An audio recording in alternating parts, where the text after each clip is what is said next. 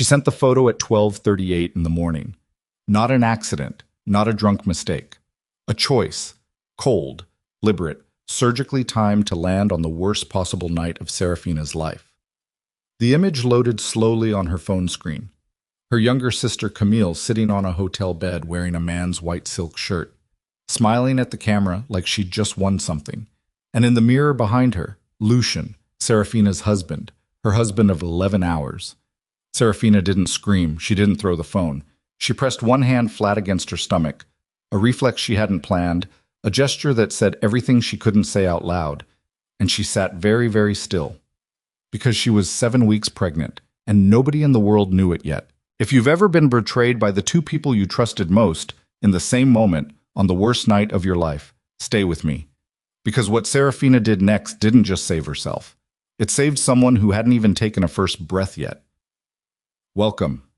If this is your first time here, I'm so glad you found this channel. Hit that subscribe button right now. I share stories like this every week, and you don't want to miss what's coming. Tap the like button and drop your city or country in the comments below. I genuinely want to see how far this story travels. People watching from Melbourne to Montreal, from Lagos to London. Every comment tells me this little corner of the world is reaching somewhere real. Now, let's go back to that hotel room, because this story is just getting started. The bridal suite at the Harwick Hotel was the kind of room that cost more per night than most people earned in a month. Seraphina knew this because Lucian had told her, offhandedly, the way people mention things they don't consider impressive anymore. 14-foot ceilings, a view of the harbor that turned copper at sunset. Champagne already opened on the table when they arrived, 2 glasses poured and waiting. She hadn't touched hers. She'd been careful about that for weeks now, quietly switching glasses at dinners, pretending to sip, excusing herself to the bathroom at the right moments. 7 weeks along meant the nausea came without warning. The champagne smell alone was enough to make her throat tighten. She'd managed to avoid it tonight by staying close to the windows during the reception, where the cold air off the water kept her grounded. Lucian hadn't noticed. That wasn't surprising. Lucian was a man who noticed everything that mattered to his world, and very little that existed outside of it. She'd understood that about him before she married him. She'd told herself it was something they would work on together. She had the ultrasound photograph in her purse, a small white envelope tucked against her compact mirror. She'd been carrying it for 9 days, waiting for the right moment. She'd planned to give it to him tonight, here, in this room, after the noise of the wedding was finally behind them. She'd imagined his face when he opened it, tried to picture what Lucian Vale's expression looked like when he was genuinely surprised by something good. She'd never actually seen that expression. That should have told her something. At 12:31 a.m., Lucian had said he was going downstairs to handle something. A problem with one of his men, he said. Business that couldn't wait, even tonight. He said it without apology, which was also not surprising, and he straightened his tie in the mirror with the particular efficiency of a man who had already moved on to the next thing. "I won't be long," he said. She nodded. The door closed. Seraphina stood by the window and looked at the harbor and tried to remember why she had said yes. She could remember. That was the honest answer. She could remember exactly. She'd said yes because loving Lucian Vale felt like standing at the edge of something enormous, terrifying and magnetic in equal measure. She'd said yes because when he was present, truly present, the rest of the world went quiet in a way she'd spent her whole life looking for. She'd said yes because he was the first man who'd ever made her feel like she was the point of the room, not the decoration. She'd also said yes because the Rowe family needed the alliance. Her father had not said this directly. He hadn't needed to. Neither of those reasons felt like enough, standing alone in a bridal suite at 12:33 in the morning. Her phone buzzed. She assumed it was Naomi. Her best friend had texted 3 times during the reception, a series of increasingly chaotic messages about the best man making inappropriate toasts. She reached for it without looking, already composing a response in her head. The image took 4 seconds to load on her screen. She would remember those 4 seconds for the rest of her life. The way the photo built itself from the top down, unhurried, the hotel room resolving itself in strips. The headboard first, then the rumpled sheets, then Camille, sitting cross-legged on the bed with her dark hair loose and her expression wearing something that looked almost like pride. The shirt was white silk. Seraphina recognized it. She'd watched Lucian button it 10 hours ago. The mirror in the background wasn't large, just enough to catch a man standing with his jacket off, his back half turned, unmistakably him. Seraphina's hand went to her stomach. She didn't decide to do it. Her body just did it. Palm flat, instinctive, the way you cover something precious when you feel the ground shift. She stood very still for a moment that had no real length to it. Then her phone rang. Camille's name on the screen. Of course. The photograph wasn't enough. The photograph was just the opening act. Seraphina answered. I wanted to make sure you saw it. Camille's voice was the same voice it had always been. The voice Seraphina had grown up hearing across the breakfast table. The voice she'd defended to their father when Camille caused trouble. The voice she'd called at 2 a.m. during bad weeks in college. It sounded completely normal. I thought about waiting, but honestly, waiting seemed cruel. Seraphina said nothing. Sarah. A small pause. Are you there? I'm here. I need you to understand that this isn't about hurting you. Camille's tone had the careful quality of someone who had rehearsed.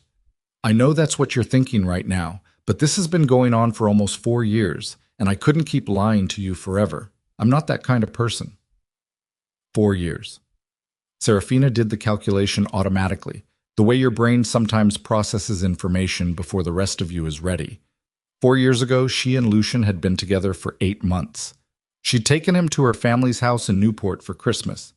She remembered Camille in a green dress at dinner, laughing at something Lucian said. She remembered thinking her sister and her boyfriend were getting along well. Camille!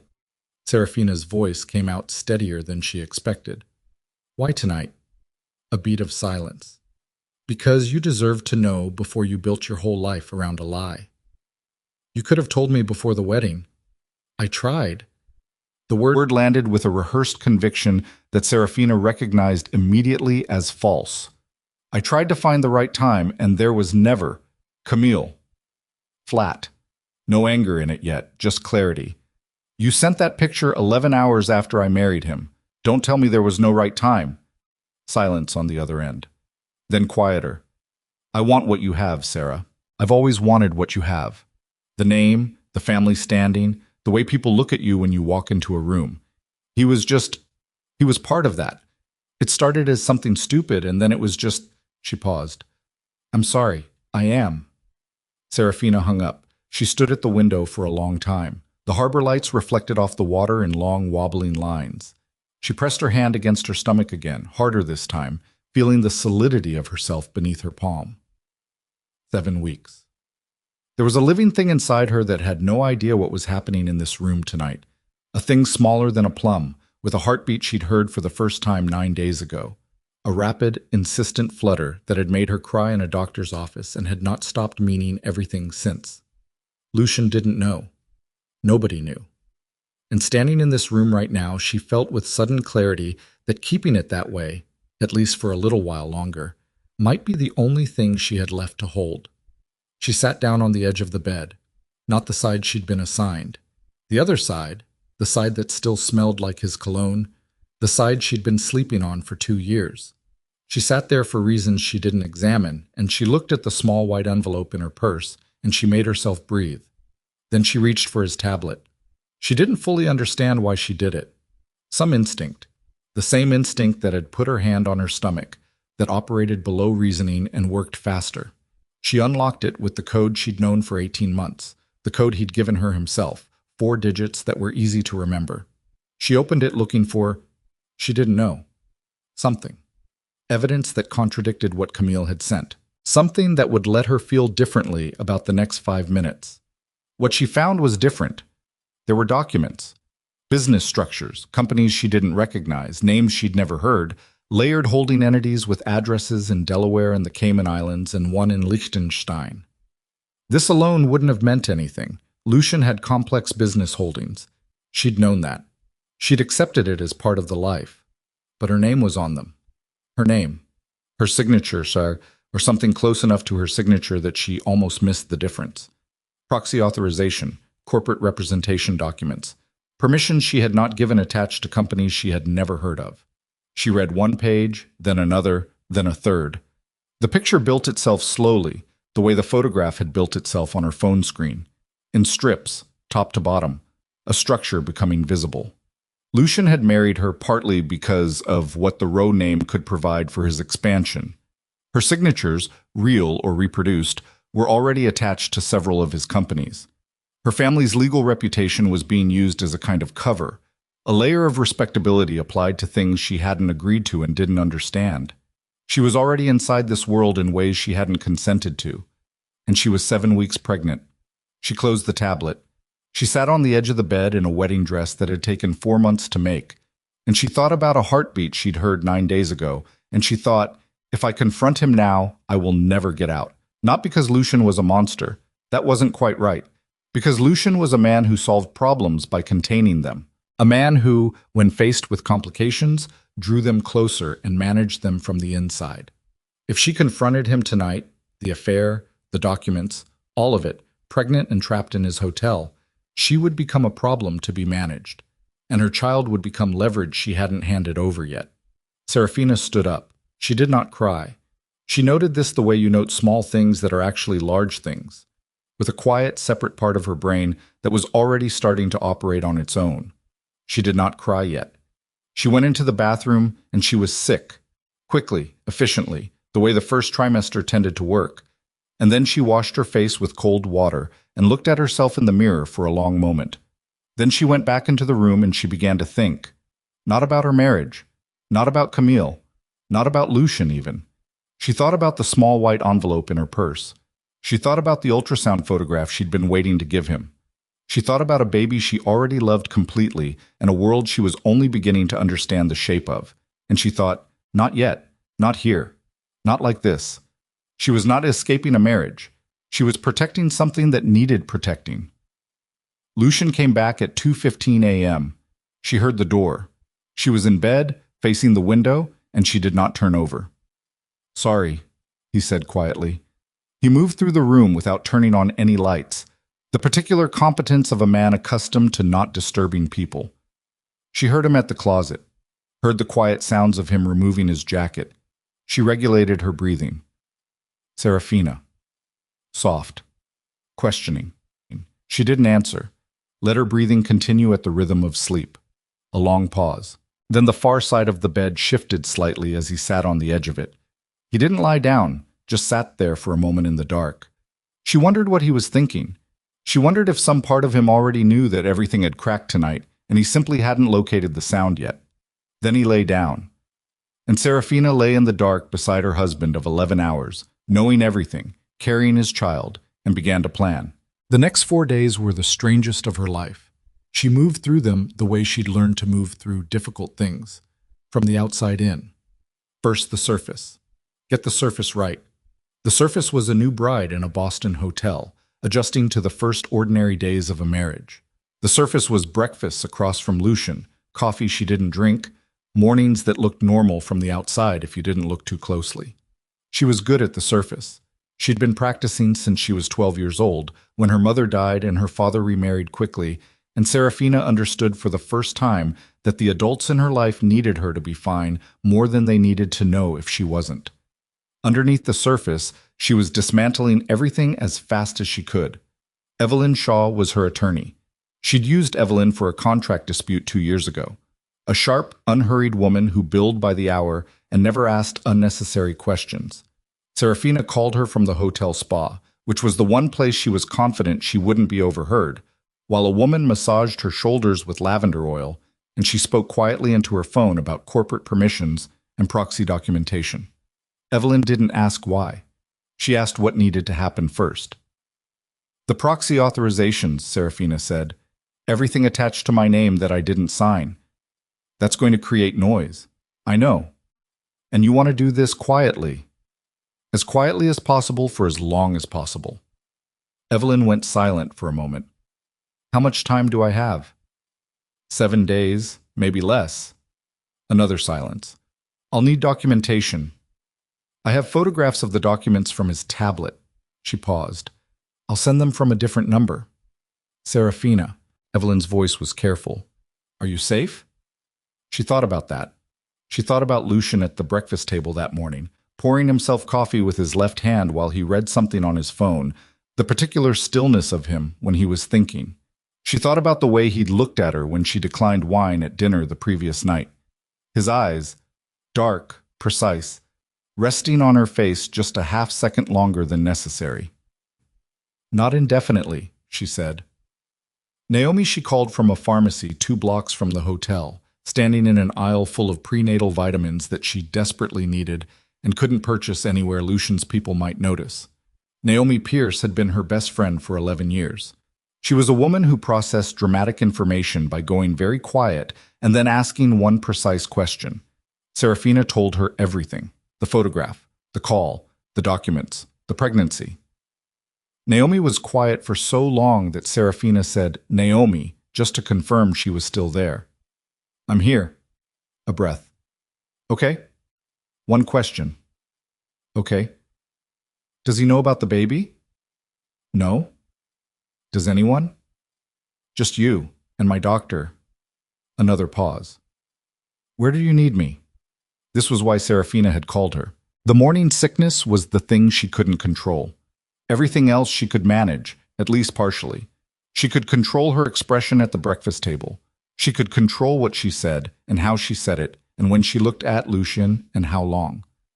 She could control what she wore and where she went and how she moved through the specific performance of being a new wife in the early days of a marriage.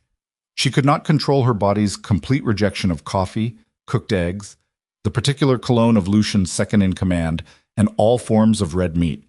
She sat across from Lucian on the third morning and pushed scrambled eggs around her plate while her stomach informed her with considerable conviction that this was a mistake. "You're not eating," he said. He wasn't looking at her. He was looking at his phone, but he noticed. He always noticed things in his peripheral vision. "I'm not that hungry in the mornings." He looked up then. "You were sick yesterday." "I told you, my stomach's been off." "You didn't eat at dinner either." "Lucian." She kept her voice light.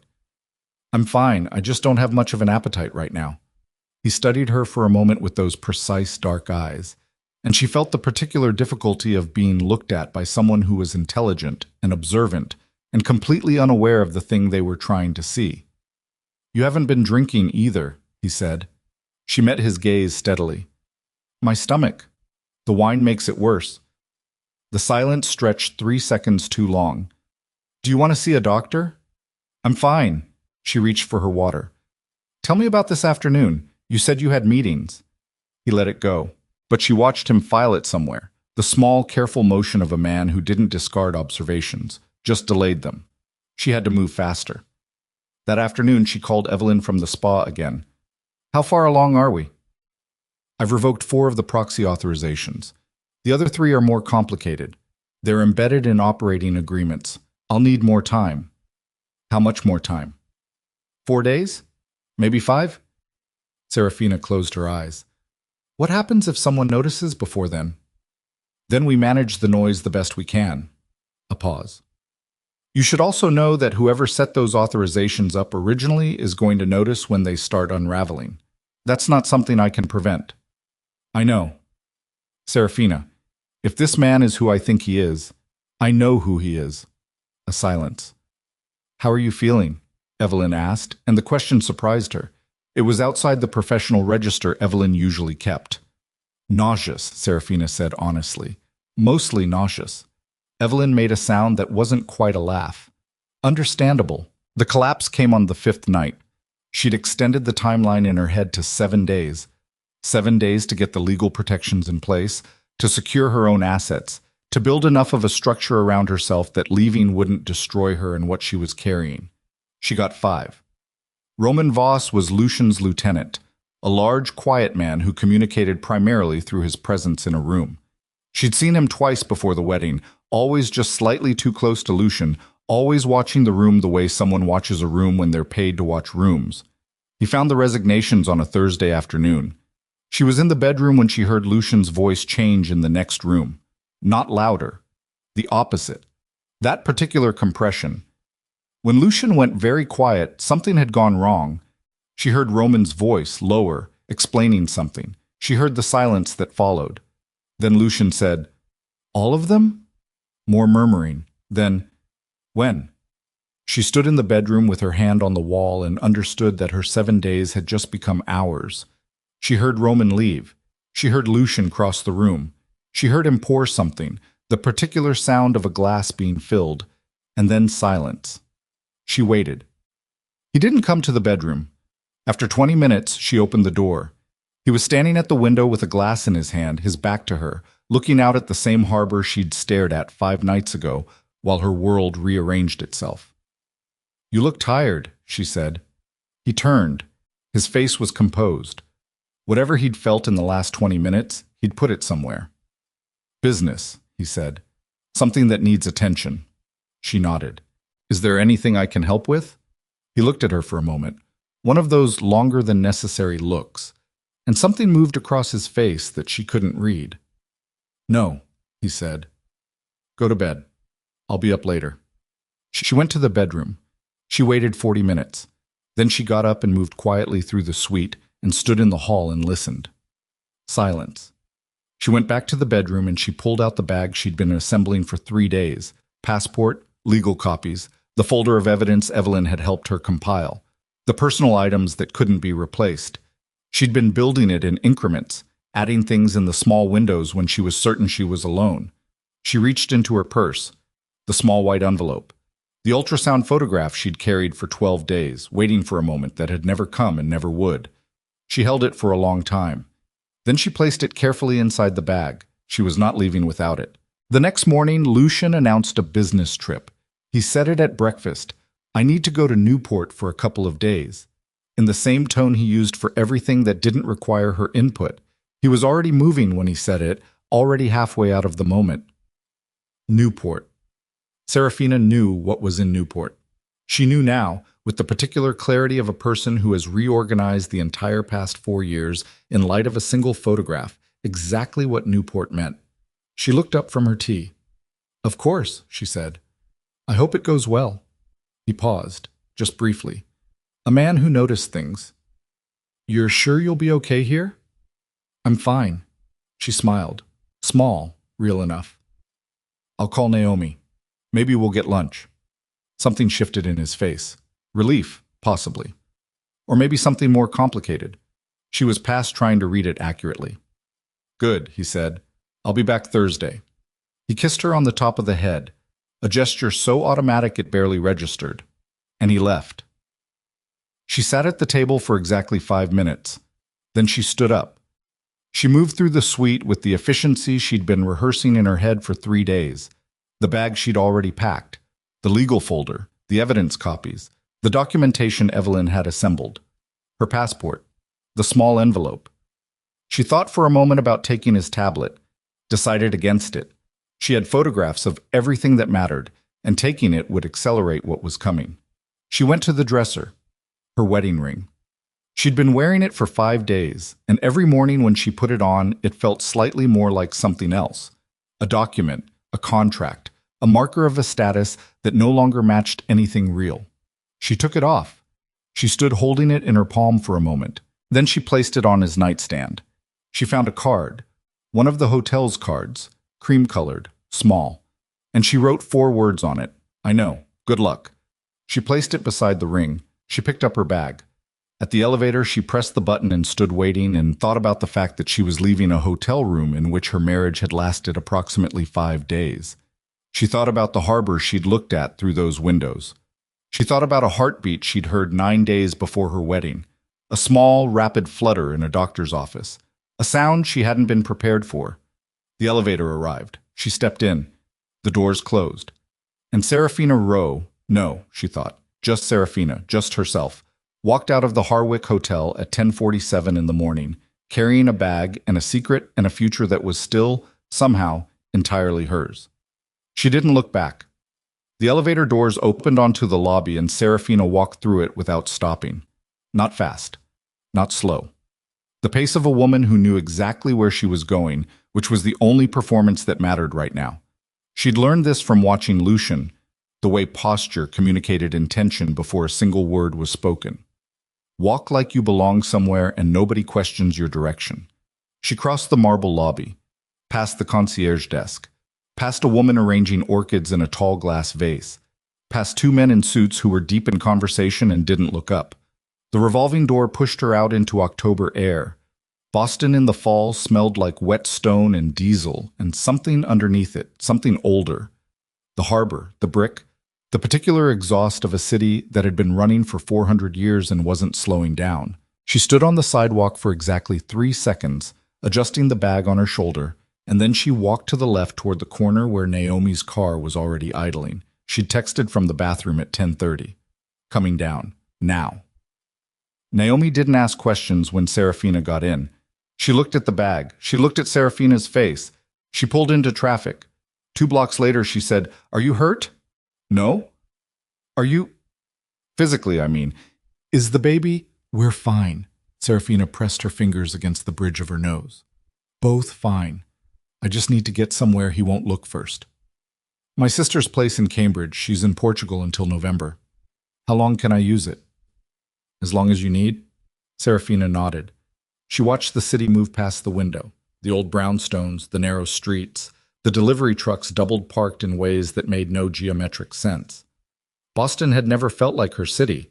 She'd lived here 2 years for Lucian, and the city had never quite absorbed her. She thought about Florence. She'd been once, at 23, for a long weekend that stretched into 10 days because she couldn't make herself leave. The light there did something specific in the late afternoon, came off the stone of the buildings in a way that made everything look like it was slightly on fire from the inside. She thought about that light now. "Sarah," Naomi's voice careful, "what's the plan?" "Evelyn needs 4 more days to finish the corporate filings. Once those are done, Roman finding the resignations doesn't change anything legally. It's already complete." She paused.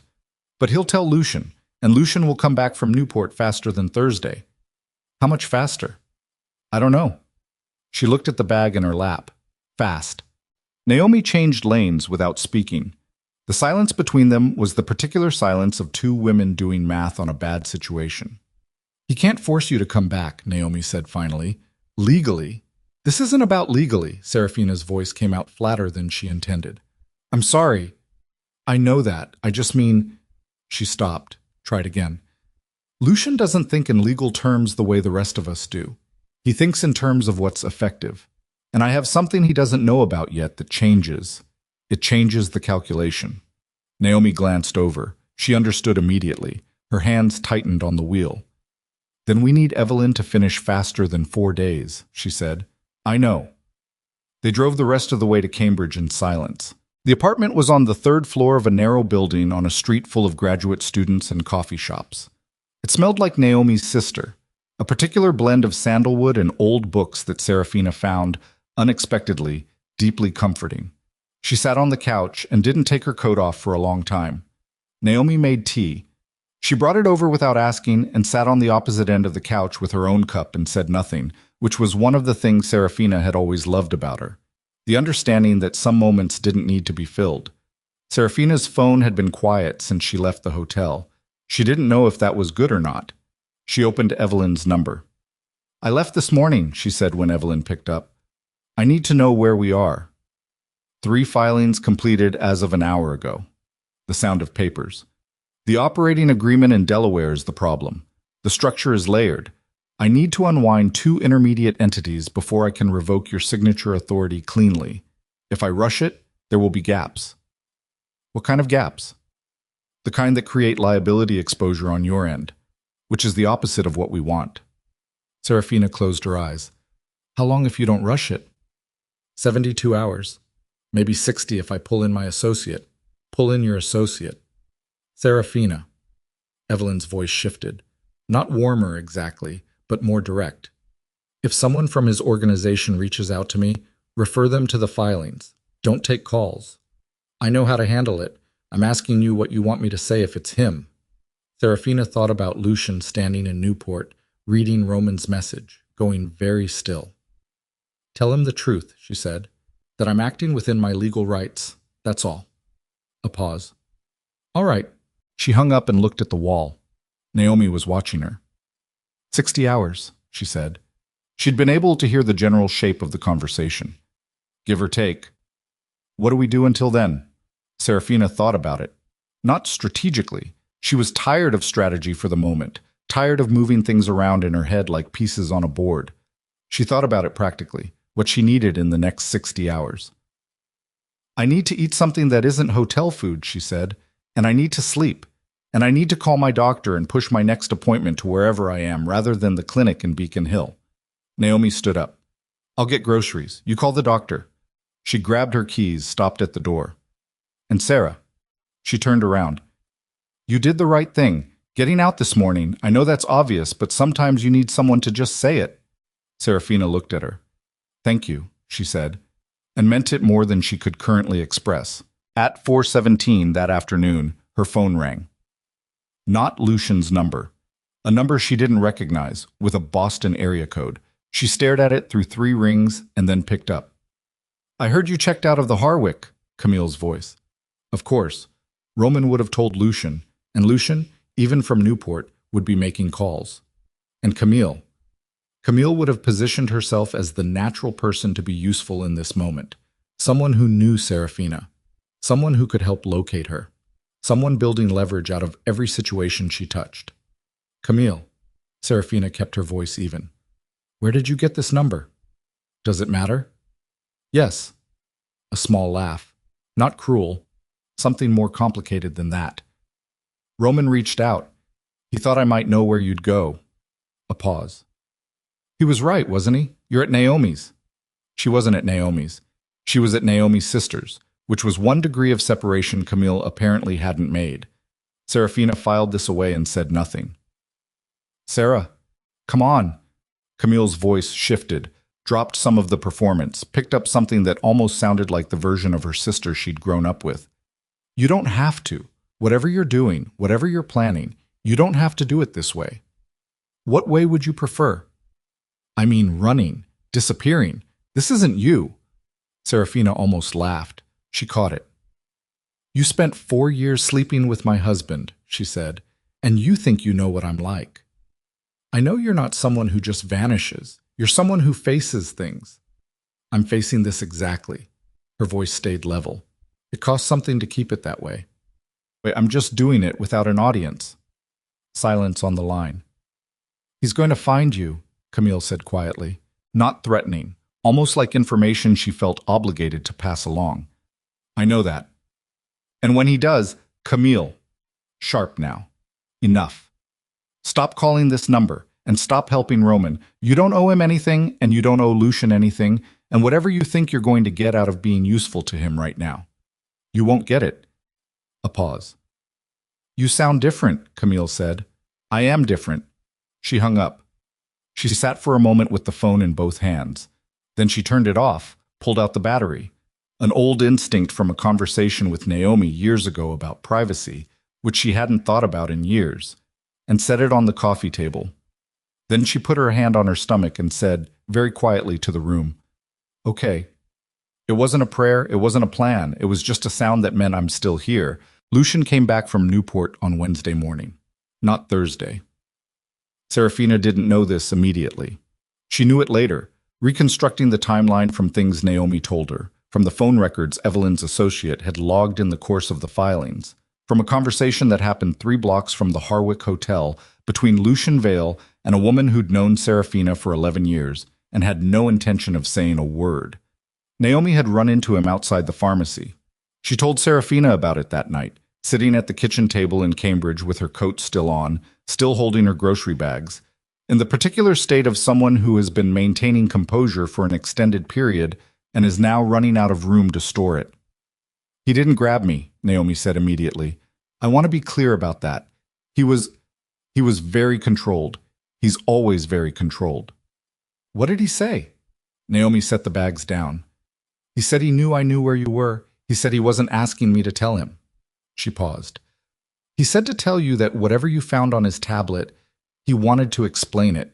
He said you didn't have the full context. Seraphina said nothing. And then he said, Naomi stopped, looked at her hands.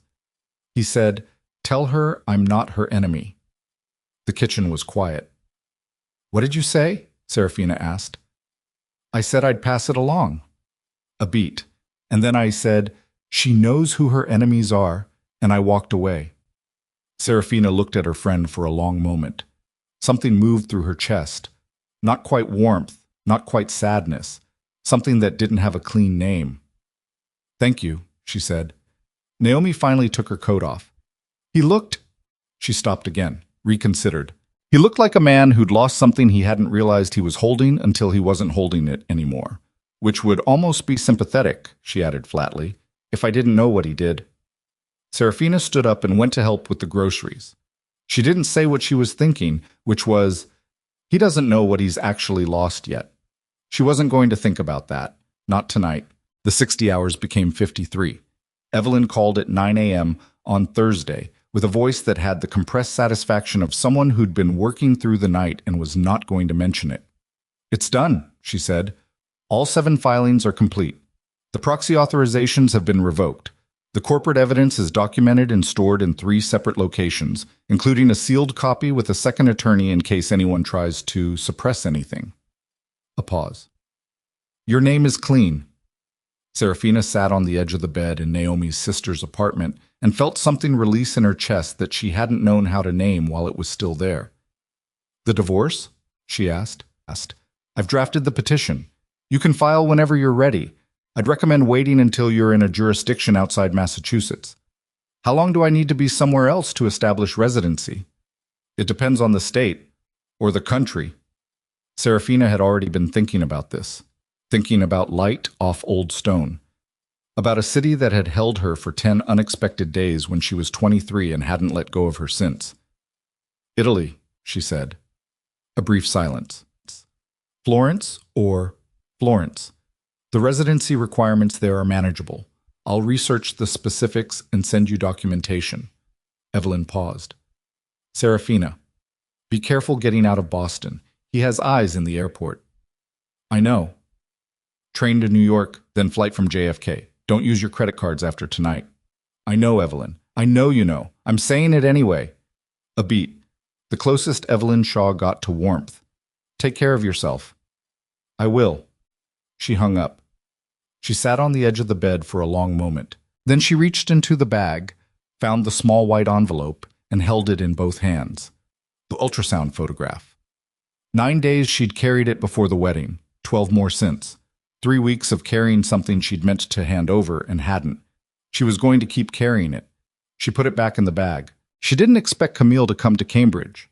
That was her mistake. The one clean error in an otherwise careful week. She'd assumed Camille was operating through phone calls and through Roman, feeding information from a distance. She hadn't accounted for Camille deciding to show up in person. She heard the knock at 7 in the evening, just as Naomi was leaving to pick up food. Naomi opened the door, and Seraphina heard the specific quality of her silence, the silence of someone who had not expected to see who was standing in the hallway. Camille, Naomi said, flat, final. I just need 5 minutes. Camille's voice. I'm not here for Lucian. I'm not reporting back. A pause. I need to talk to her. Seraphina came to the doorway of the kitchen. Camille looked. She looked the way Camille always looked, which was the first and most difficult thing about this, because Camille had always been beautiful in the particular way that made people want to look at her, and that hadn't changed. She was wearing a coat that was too thin for October, and her dark hair was loose, and she looked like she'd been crying recently, and then stopped and then gotten angry at herself for crying. She looked like Seraphina's sister. You have 5 minutes, Seraphina said. Naomi looked between them. Then she looked at Seraphina.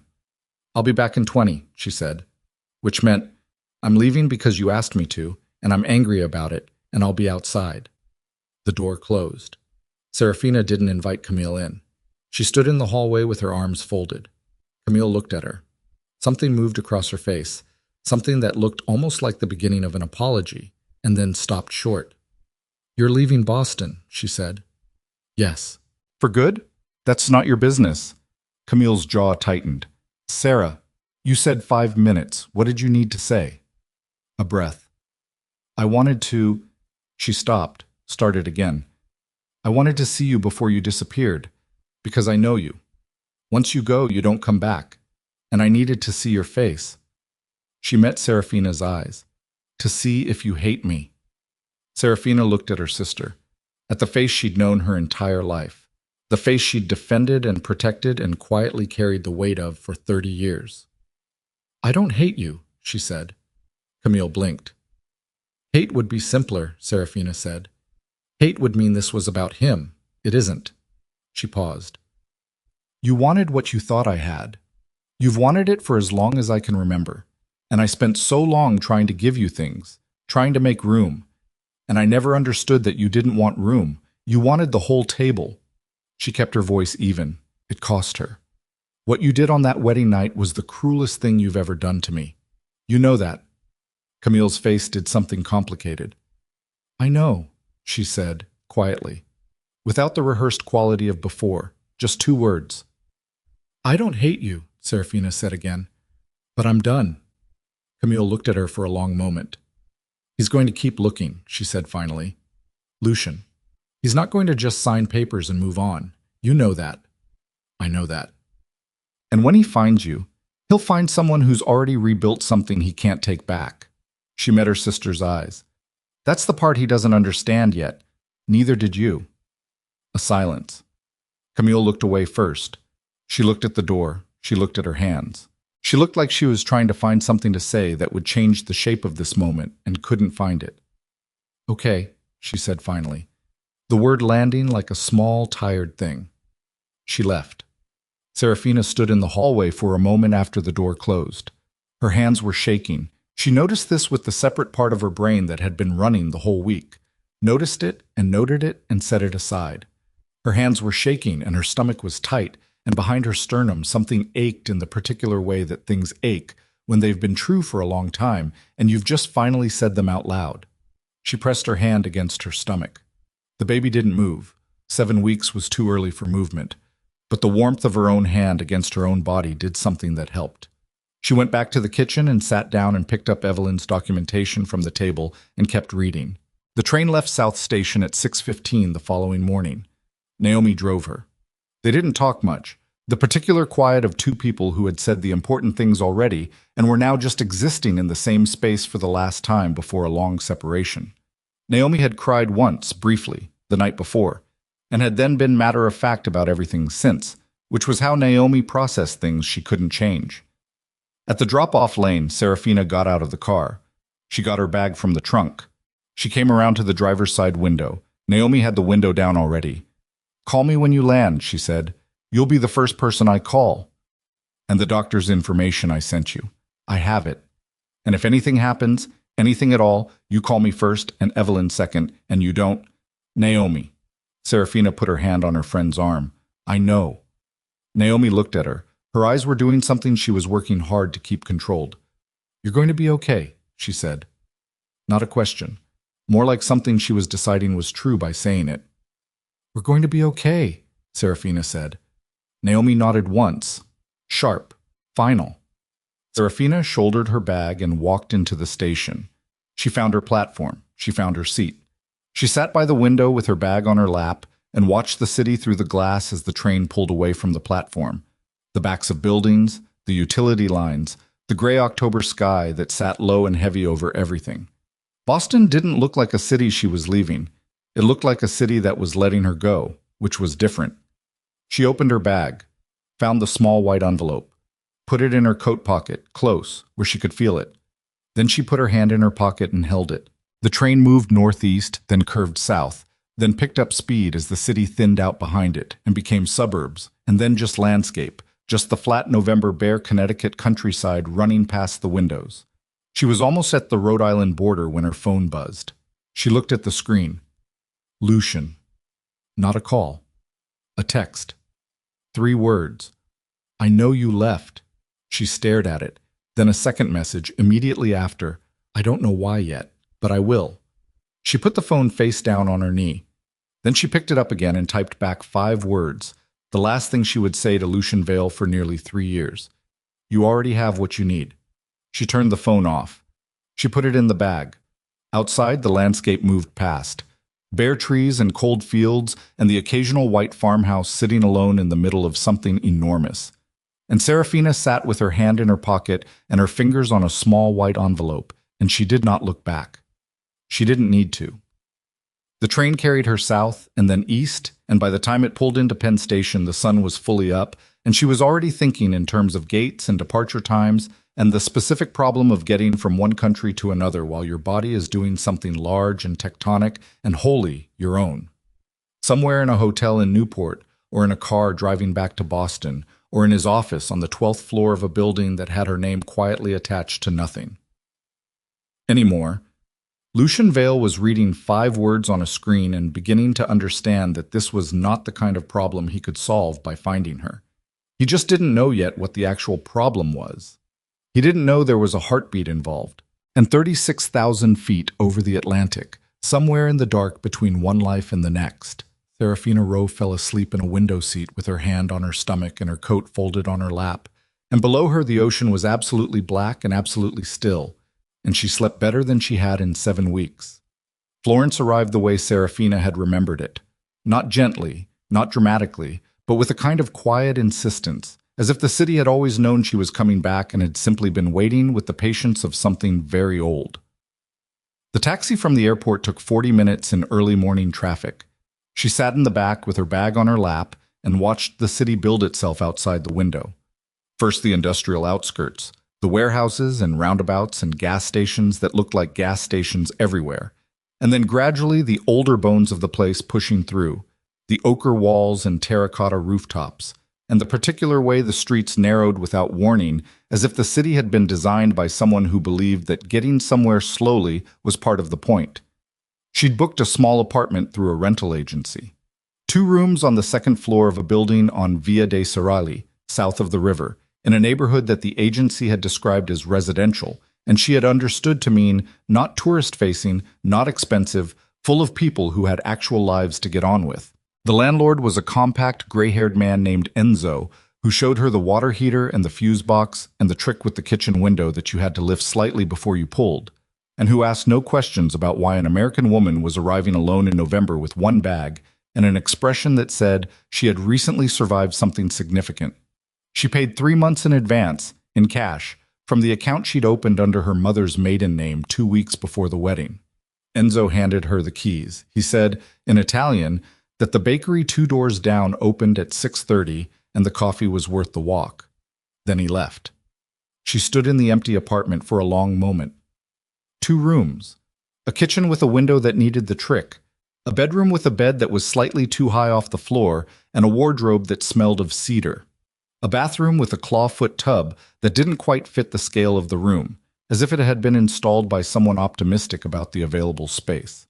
It was nothing like the Harwick Hotel. It was nothing like the apartment in Beacon Hill she'd shared with Lucian. It was nothing like anything she'd lived in for the past 3 years. She put her bag down. She sat on the edge of the too-high bed. She pressed both hands flat on her stomach, feeling the slight firmness there, the body already doing something enormous and quiet and non-negotiable regardless of what was happening in the rest of her life. Then she cried. Not the way she'd been afraid she would cry. Not collapsing, not unable to stop, but the way you cry when something is finally over and you're allowed to feel the size of it. About 12 minutes, she thought afterward. Maybe 15. She didn't fight it, and she didn't perform it. And when it was done, she felt hollowed out in the particular way that is actually the first phase of being filled with something else. She washed her face. She turned on her new phone, a prepaid Italian SIM purchased at the airport, and she texted Naomi a single word, landed. Then she went to find the bakery Enzo had mentioned. November passed in the specific texture of a life being carefully rebuilt from the floor up. She found a doctor, an OB at a private clinic near the Pitti Palace, a businesslike Florentine woman named Dr. Conti, who spoke excellent English, asked sensible questions, and expressed no particular surprise at the circumstances beyond what was medically relevant. Seraphina liked her immediately. She went every 2 weeks at first, then monthly, and each time she lay on the examination table listening to the heartbeat. Through the monitor's static, she felt the particular grounding of something that was entirely real in the middle of everything that had come undone. She found work through an architectural preservation firm, not a job exactly, not yet, but a consulting arrangement with a professor at the University of Florence who was documenting historic building facades in the Oltrarno district. She'd done her graduate work in historic preservation. The professor was named Marco Ferraro, and he was disorganized and brilliant, and needed someone to manage the documentation systems, which she could do from a laptop at the kitchen table in the early mornings before the nausea arrived. She did not contact Lucian. She did not contact Camille. She filed the divorce petition through Evelyn's office in December, using the Italian residency she'd established, and she waited. Lucian's attorney responded within 10 days. The response was not a rejection. It was, in Evelyn's measured legal language, a request for direct communication, meaning Lucian wanted to talk to her before proceeding. Seraphina told Evelyn to respond that direct communication was not currently possible and to proceed with the petition. She was 4 months pregnant by then. She'd begun wearing looser things. Not hiding it exactly, just not announcing it. Dr. Conti had told her the baby was developing normally, which she said in the same tone she might confirm that a document was filing correctly, and which Seraphina found oddly reassuring. She had told no one in Florence. Enzo noticed the shape of her changing by February and said nothing, which she respected. Marco Ferraro was too absorbed in his databases to notice. The woman at the bakery, Maria, 50-something, with opinions about the right flour for cornetti, probably noticed and similarly said nothing, which Seraphina was beginning to understand was a specific Florentine courtesy, the grace of not making someone else's business your own conversation. She called Naomi every Sunday, long calls, sometimes an hour, sometimes more. The two of them talking across the Atlantic about ordinary things, and then the less ordinary things, the baby's progress, and Evelyn's updates, and the slow, careful work of building a life in a city where nobody knew who she'd been 6 months ago. "He's still looking," Naomi said one Sunday in January. "I assumed. His people have been around, nothing aggressive, just asking. People who knew you, places you used to go. Are they getting close?" A pause. "Not as far as I can tell. Evelyn thinks the legal structure you set up is creating enough friction that he's being careful. He can't push too hard without risking the corporate exposure." "Good. Sarah." Naomi's voice shifted. Camille moved into the Beacon Hill apartment. Seraphina sat with that for a moment. "Lucian's?" "Yes." The information landed somewhere in her chest. Not where she expected. Not in the place that still hurt when she thought about the wedding night. Not in the place that had spent 4 years loving him. Somewhere flatter. More like a confirmation of something she'd already understood. "Then he has what he wanted," she said. "I don't think that's—" Naomi stopped. "It's complicated. From what I can tell, it's not— it doesn't look like what she wanted it to look like." "What does it look like?" "It looks like two people who made a mess together and are now living inside it." A breath.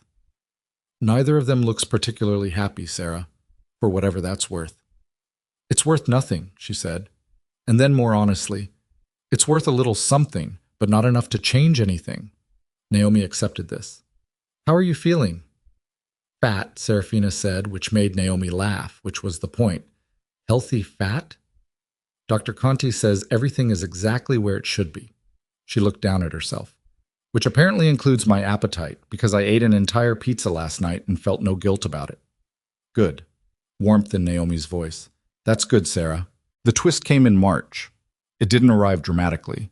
It arrived the way the worst things tend to arrive. Through an ordinary channel, on an ordinary morning, while she was doing something completely routine. She was at the kitchen table with her laptop, documenting a series of 14th century frescoes for Marco's database, when her Italian phone rang. Unknown number. She almost didn't answer. She'd gotten careful about unknown numbers.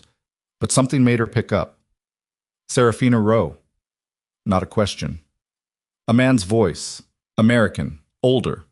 Slightly rough around the vowels in the way of someone who'd grown up somewhere the mid-Atlantic hadn't smoothed out.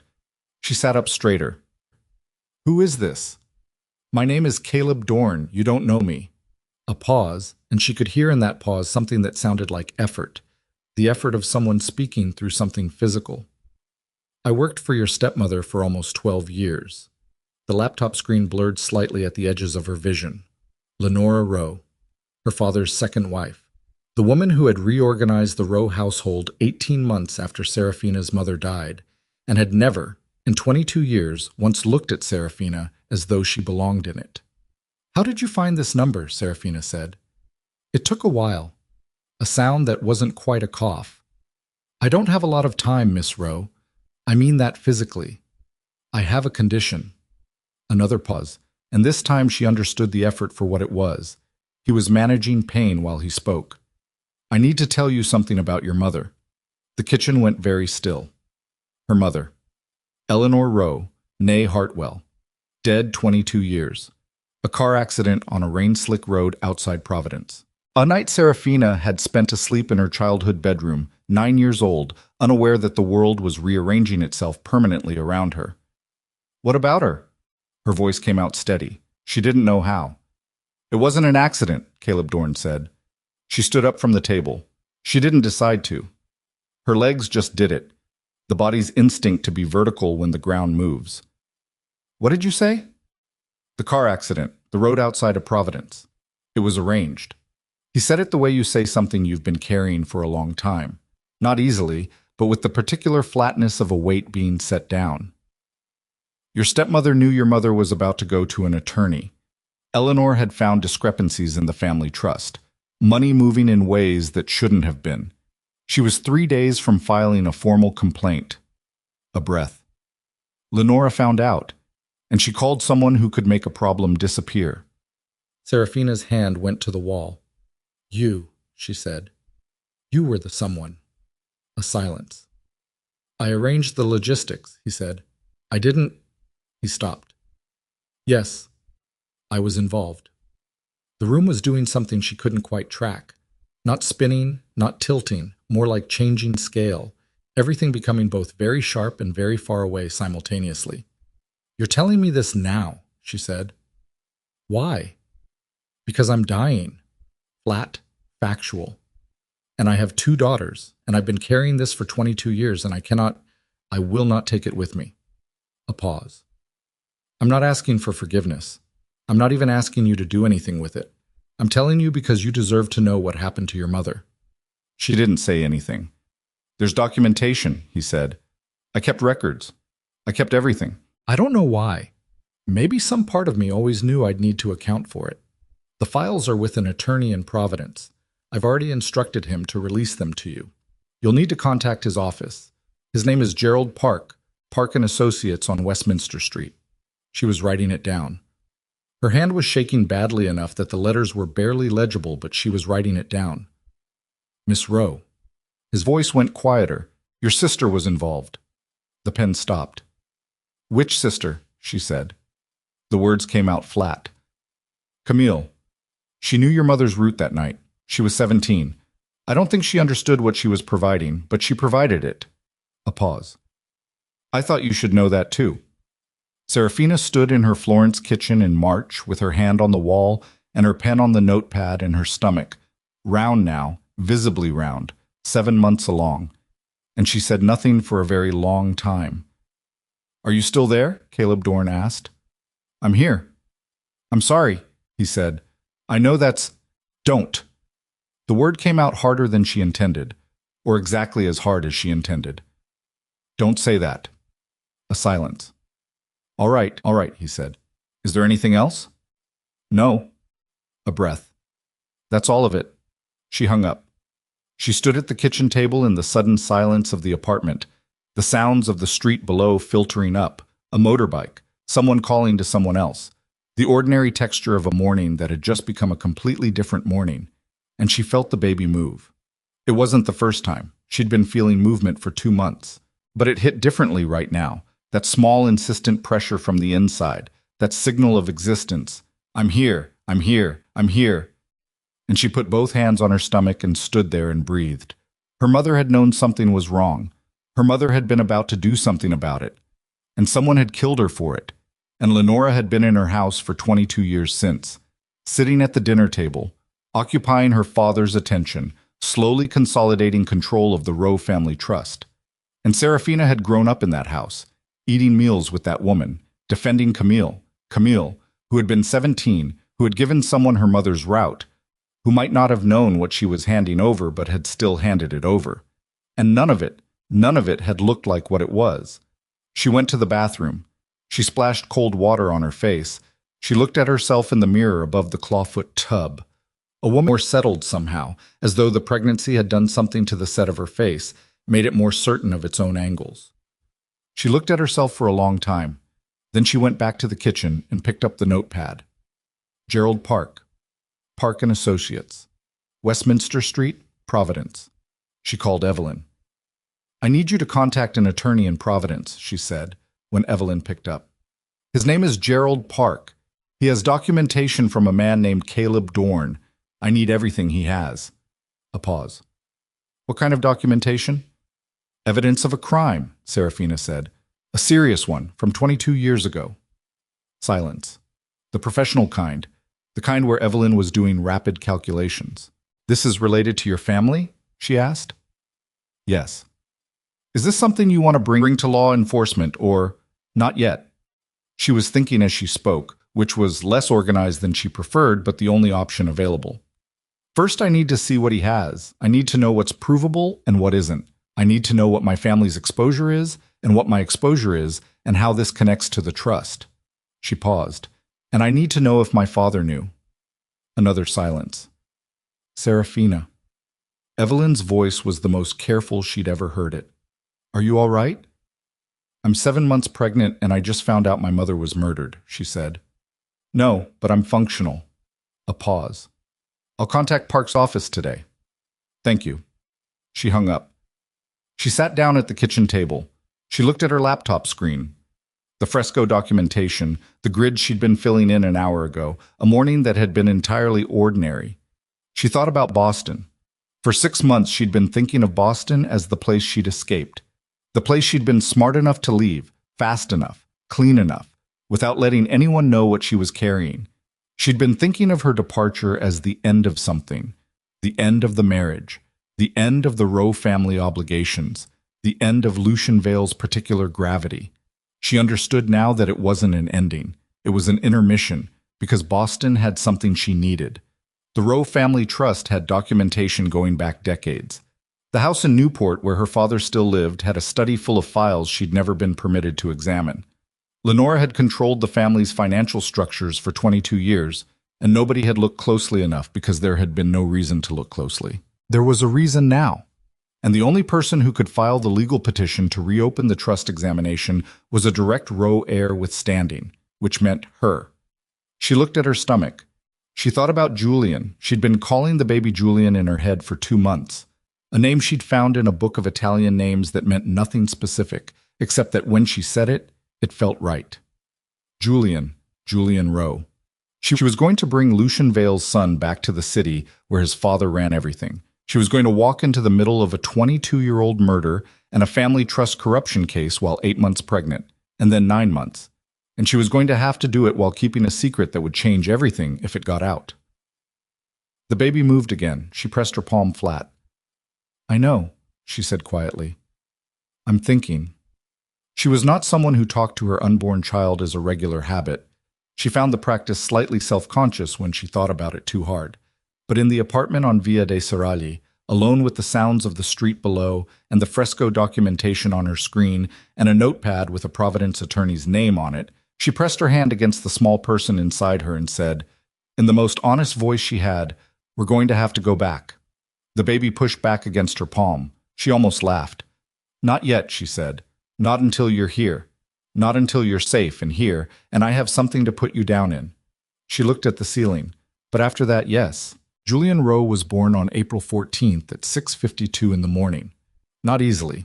Not the way films make it look, some orchestrated progression from discomfort to conclusion. It took 16 hours, and at hour 12, Seraphina was not thinking about Lucian or Lenora or the trust or Caleb Dorn or anything else that existed outside the immediate physical reality of her body, doing something enormous against her preferences and completely without her authorization. Dr. Conti was there. A midwife named Rosa was there. Naomi had flown in 3 days earlier and was in the waiting room doing what Naomi did when she couldn't control something, which was apparently pacing and drinking bad hospital coffee in quantities that should have concerned someone. At 6:52 a.m., Julian arrived. Dark hair. Lucian's coloring immediately, unmistakably. The same almost black, the same strong line of the brow. When the nurse put him in her arms and he opened his eyes for the first time and looked at her with the unfocused, ancient gaze of something just arrived in the world, she saw Lucian Vale's eyes in her son's face. She'd known it was possible. Intellectually, she'd known. But knowing a thing and experiencing a thing are different countries, and she had not been prepared for the visceral force of it, the way love and grief and something she couldn't name could all occupy the same moment in her chest. She held him. She counted his fingers without thinking about it. 10, all 10, cold and curled. She touched the dark hair, the soft skull, the smallest ear she'd ever seen in her life. She held him against her chest and felt his breathing, that extraordinary tiny rhythm, that evidence of the whole enormous fact of him. And something happened in her that she had no language for, not in English and not in Italian and not in any vocabulary she'd ever been given. It was the most real thing that had ever happened to her. In the waiting room, Naomi was allowed in after an hour. She came in and stopped 3 feet from the bed and looked at Julian in Seraphina's arms and did what Naomi never did, which was cry without attempting to stop it. "Hi," she said to him, stupidly, like he could respond. Julian regarded her with the serious, unfocused gaze of the recently born. "He has—" Naomi stopped. "I know," Seraphina said quietly. "He looks exactly— I know." Naomi looked at her. Something passed between them. The particular communication of two people who have been through something together and don't need to say the whole of it. "What are you going to do?" Naomi asked. "Not about Julian. About all of it." Seraphina looked at her son. She thought about the notepad on her kitchen table. She thought about Gerald Park in Providence and the files that were waiting for her. She thought about Lenora in the Rowe family house in Newport and Camille in Lucian's apartment in Beacon Hill and the trust that had been manipulated for 2 decades while everyone looked in other directions. She thought about the man who would see his own eyes in this child's face. "I'm going to give it a year," she said. "A year here. He needs to be somewhere stable, and I need to be somewhere I can think." She looked at Naomi. "And then we're going to do what needs doing." "Boston," Naomi said. "Boston," Seraphina confirmed. Julian made a sound, not a cry, just a sound, something between a breath and a complaint, the sound of someone establishing that they were present and had opinions. Seraphina held him closer. She thought about her mother. She thought about Eleanor Rowe, who had found something wrong and had decided to do something about it, and had died on a rain-slick road in Providence on a night when her 9-year-old daughter was asleep in the next room, unaware that the world was about to become a different world. She thought about the fact that she was now the person in her family who had found something wrong. She thought about what that meant. The hospital room was quiet. Outside the window, Florence was doing what Florence always did in April, warming slowly, deliberately, the stone of the buildings releasing the stored cold of winter in a process that took weeks and resulted in something extraordinary. The light outside was beginning to come in sideways and golden, the particular late morning light she'd remembered for years, the light off old stone that made everything look like it was lit from inside. Julian opened his eyes again. He looked at her with those eyes. She held him, and she thought, "You are the consequence of everything that happened, and you are also the reason everything that happens next will happen the way it happens." And that was too complicated a thought for the first morning of his life, so she simplified it. "We'll figure it out," she said to him, quiet enough that only he could hear. He blinked. Outside the window, Florence turned golden, and inside the hospital room a mother held her son for the first time, and somewhere across the Atlantic a city waited without knowing it was waiting, and the year that separated this moment from the next chapter of Seraphina Rowe's life was already beginning its countdown, quiet and absolute and entirely without mercy for the people who would be standing in its. The year passed, the way years pass when you are building something from scratch, and a small person is simultaneously learning to exist, in increments so small you can't see them moving, and then suddenly in lurches, in weeks where Julian changed so dramatically that Seraphina would look at him on a Sunday and not quite recognize the version of him from the previous Monday. He crawled first under her drafting table, using the leg of it as a pull-up bar, determined and furious when it didn't immediately work, which was so recognizably something she understood about herself that she laughed and then felt something complicated about the laugh. He walked at 11 months, not tentatively, not with the cautious wobble she'd read about in the parenting books Naomi had shipped to Florence, but suddenly, decisively, as if he'd been making a calculation and had finally reached a conclusion. 7 steps across the kitchen floor toward her outstretched arms, and then a small sound of satisfaction, like someone checking something off a list. He was, from the beginning, a person with opinions. He hated peas with a commitment that Seraphina found genuinely impressive. He loved wooden trains with a focus that bordered on the obsessive. She'd bought him a small set at a market in the Oltrarno when he was 8 months old, more for something to look at than to play with, and he had regarded it from his bouncer with an attention that suggested he was filing detailed notes. By the time he was walking, he would spend 20 minutes arranging a section of track with a precision that seemed technically disproportionate to his motor skills. And when she inevitably bumped it, or Enzo's cat inevitably walked through it, the resulting expression on Julian's face was one of such total betrayal that she had to leave the room to laugh privately. He said mama at 14 months, which was ordinary. He said treno, train, in Italian, because Florence was doing its quiet work on him, at 15 months, pointing at the wooden set with the conviction of someone identifying a close personal friend. His first English word, at 16 months, was blue. He pointed at the sky one morning and said it. She was so startled she almost dropped her coffee. Yes, she said carefully. Blue. He looked at her with those eyes and said it again, satisfied. She called Naomi immediately after and said nothing for a moment, and then said, he said blue. Naomi said, oh, Sarah. And that was the whole conversation that needed to happen. She went back to Boston in April, 2 weeks after Julian's first birthday. Naomi met her at Logan with a car seat already installed in the back of her Subaru, which was the most Naomi thing that had ever happened, and they drove to Naomi's house in Brookline in the specific comfortable silence of people who haven't seen each other in months and need a few minutes of proximity before words are useful. Julian sat in the car seat and looked out the window at Boston with the expression of someone cataloging information for later use. He's so... Naomi kept glancing in the rearview mirror. I know. He really does look... I know, Naomi. A pause. Does he know his name yet? Like, does he respond to it? He responds to Julian, to Tesoro, and to the sound of the train box being opened. She paused. In that order of reliability. Naomi almost ran a yellow light. God, I missed you. I missed you too. How long are you here? However long it takes. She looked out the window at the city, the familiar grit of it, the familiar gray of a Boston April. Evelyn has a meeting with the DA's office next week.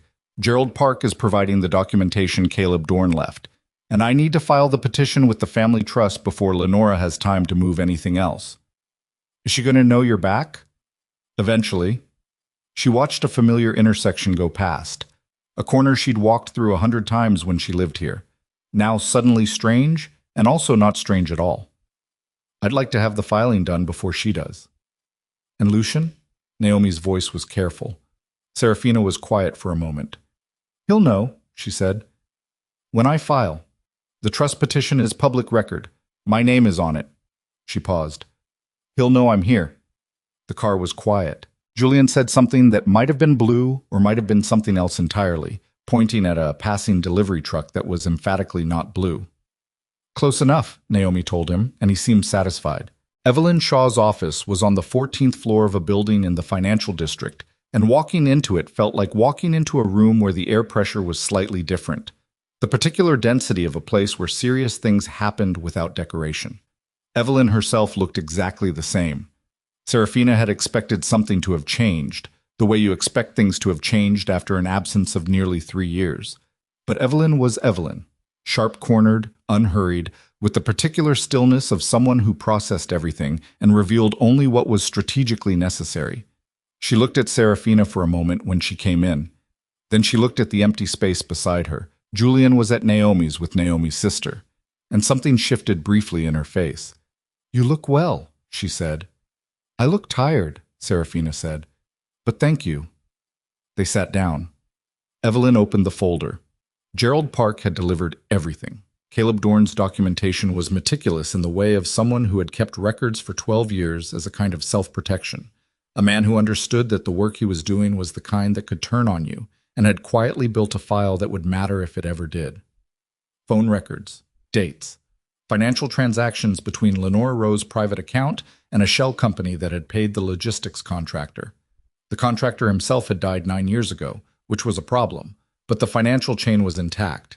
The phone records placed Lenore in contact with Dorn on the 3 days preceding Eleanor Rowe's death, and there was a handwritten note Caleb Dorn's handwriting, date stamped and notarized, that described Camille Rowe, age 17, providing a detailed account of her stepmother's evening route to a family gathering in Providence, at Lenora's specific request, 4 days before the accident. Seraphina read through it twice. She had been preparing herself for this. She had been preparing since the phone call in March of the previous year, had spent months in Florence reading through it in her mind, building a kind of internal scaffolding around the weight of it. She had thought she was ready. Reading the actual documentation was different. Her mother had been 3 days from filing a complaint. 3 days. 22 years ago, Eleanor Rowe had found the discrepancies, had done the research, had contacted an attorney, and had been killed before she could do the thing that Seraphina was now, 22 years later, walking into an office to do. She closed the folder. "The DA's office," she said. "What's their position?" "They're serious," Evelyn said. "The financial chain is solid. The phone records are solid. Dorn's statement is admissible, even though he's deceased. It qualifies as a dying declaration under Massachusetts evidence law." She paused. "They'll move on Lenora within the week of the trust petition filing. They're coordinating." "And Camille?" Evelyn was quiet for a moment. "She was 17. She may not have understood what she was providing. The DA's position is that she has potential exposure as an accessory, but the case against Lenora is the priority." Seraphina nodded. "I need to file today," she said. "I have the petition ready." "Then let's do it." She signed her name 7 times. She watched Evelyn's assistant scan and timestamp the documents. She sat in the chair across from Evelyn's desk and thought about her mother's face. Not the photograph version, which was the only version she had access to from the outside, but the interior version, the one made of accumulated small memories. The smell of her, the sound of her voice reading out loud, the weight of her hand on Seraphina's hair when she was sick. 22 years. She signed the last page. "It's filed," Evelyn said from her computer. Seraphina looked at her hands on the desk. "Good," she said. The signature reached Lucian by 4 o'clock. She had expected this. She had not expected it to be quite this fast. Her phone rang at 4:17. His number. She looked at it through 4 rings and then let it go to voicemail. She was in Naomi's kitchen feeding Julian lunch. He was working through a container of plain pasta with the focused attention of someone who had considered the meal and found it acceptable, and she was not going to take that call in front of him. The voicemail notification appeared. She didn't listen to it. At 4:31, a text. "I know you're in Boston. I'm not going to make this difficult. I just want to talk." She fed Julian another piece of pasta. At 5:03, Seraphina. At 5:47, "Please." She read that one twice. She had never, in 3 years together and 3 years apart, heard Lucian Vale use the word please with that particular unguarded quality. It landed somewhere she wasn't prepared for it to land. She put the phone face down. Julian was looking at her with pasta on his chin and the expression of someone who requires the situation to be explained. "Everything's fine," she told him. He held up a piece of pasta as if offering evidence to the contrary. "You're right," she said. "Eat your dinner." She met Lucian the following afternoon. Not because she was ready, because she needed to control the circumstances, needed to choose the ground before he chose it for her. A public restaurant near the waterfront, not the kind of restaurant that belonged to anyone, just a place with enough ambient noise that no conversation would carry and enough distance between tables that they could speak directly. She was there first. She sat with water and a menu she didn't read, and she was aware of exactly how she looked and felt about it.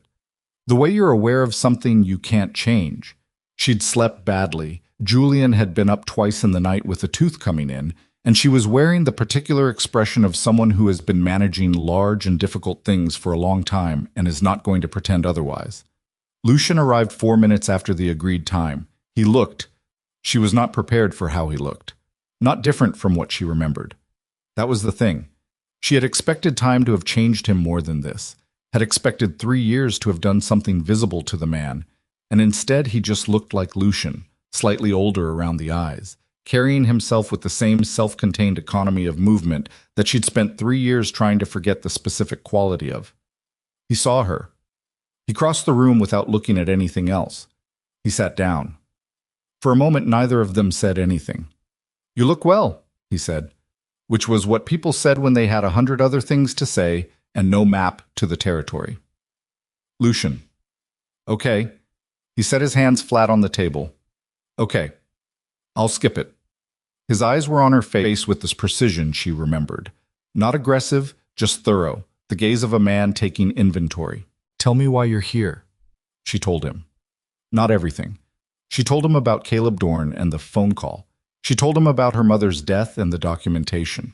She told him about the trust petition and the DA's coordination. She told him what Lenore had done and what Camille had unwittingly provided. She told him in the flat, organized way she'd been telling it to Evelyn, the way you tell something you've been living with long enough to have a structure for it. He didn't interrupt. He listened the way he listened to things that mattered, with complete stillness, nothing leaking. When she finished, the table was quiet. Your mother, he said. Yes. 22 years. Yes. He looked at the table, then back at her. Something moved in his face that she couldn't name. Not exactly what she would have called grief, but adjacent to it, something in that neighborhood. What do you need from me? He said. She'd expected anger. She'd expected negotiation. She hadn't quite expected this, the directness of it, the absence of anything self-interested in the question. Nothing, she said. I'm telling you because you'll hear about the filing, because it involves the Rowe family and you married into the Rowe family, and people in your world will bring it to you. She paused. I wanted you to hear it from me first. He was quiet. That's the only reason? He said. That's the primary reason. Seraphina. Lucian. He held her gaze. You've been gone 3 years. You came back for this.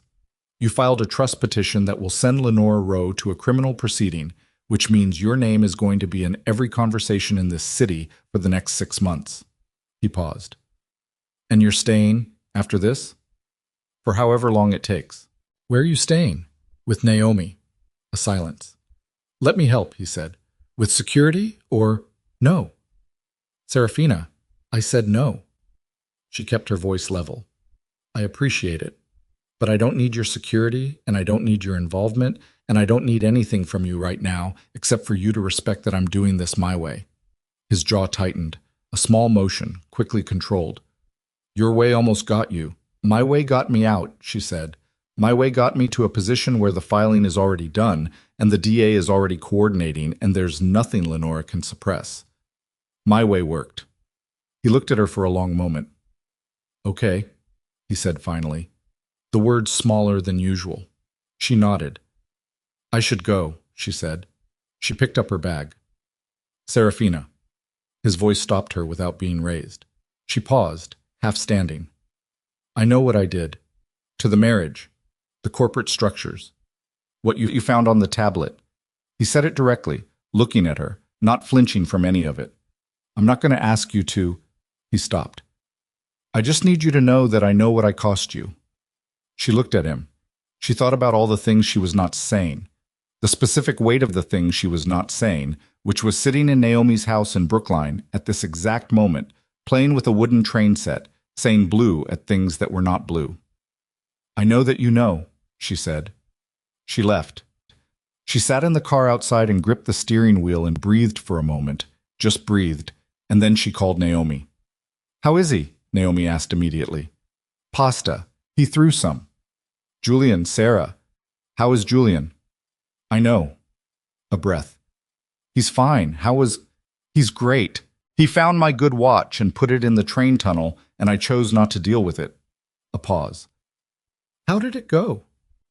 She thought about Lucian's hands flat on the table, about the particular quality of his okay when she'd said no. He didn't push, she said. Naomi was quiet. Is that surprising? She asked. Yes, Seraphina said honestly. A little. Lenore Rowe was arrested on a Tuesday morning at the house in Newport. Seraphina was not there.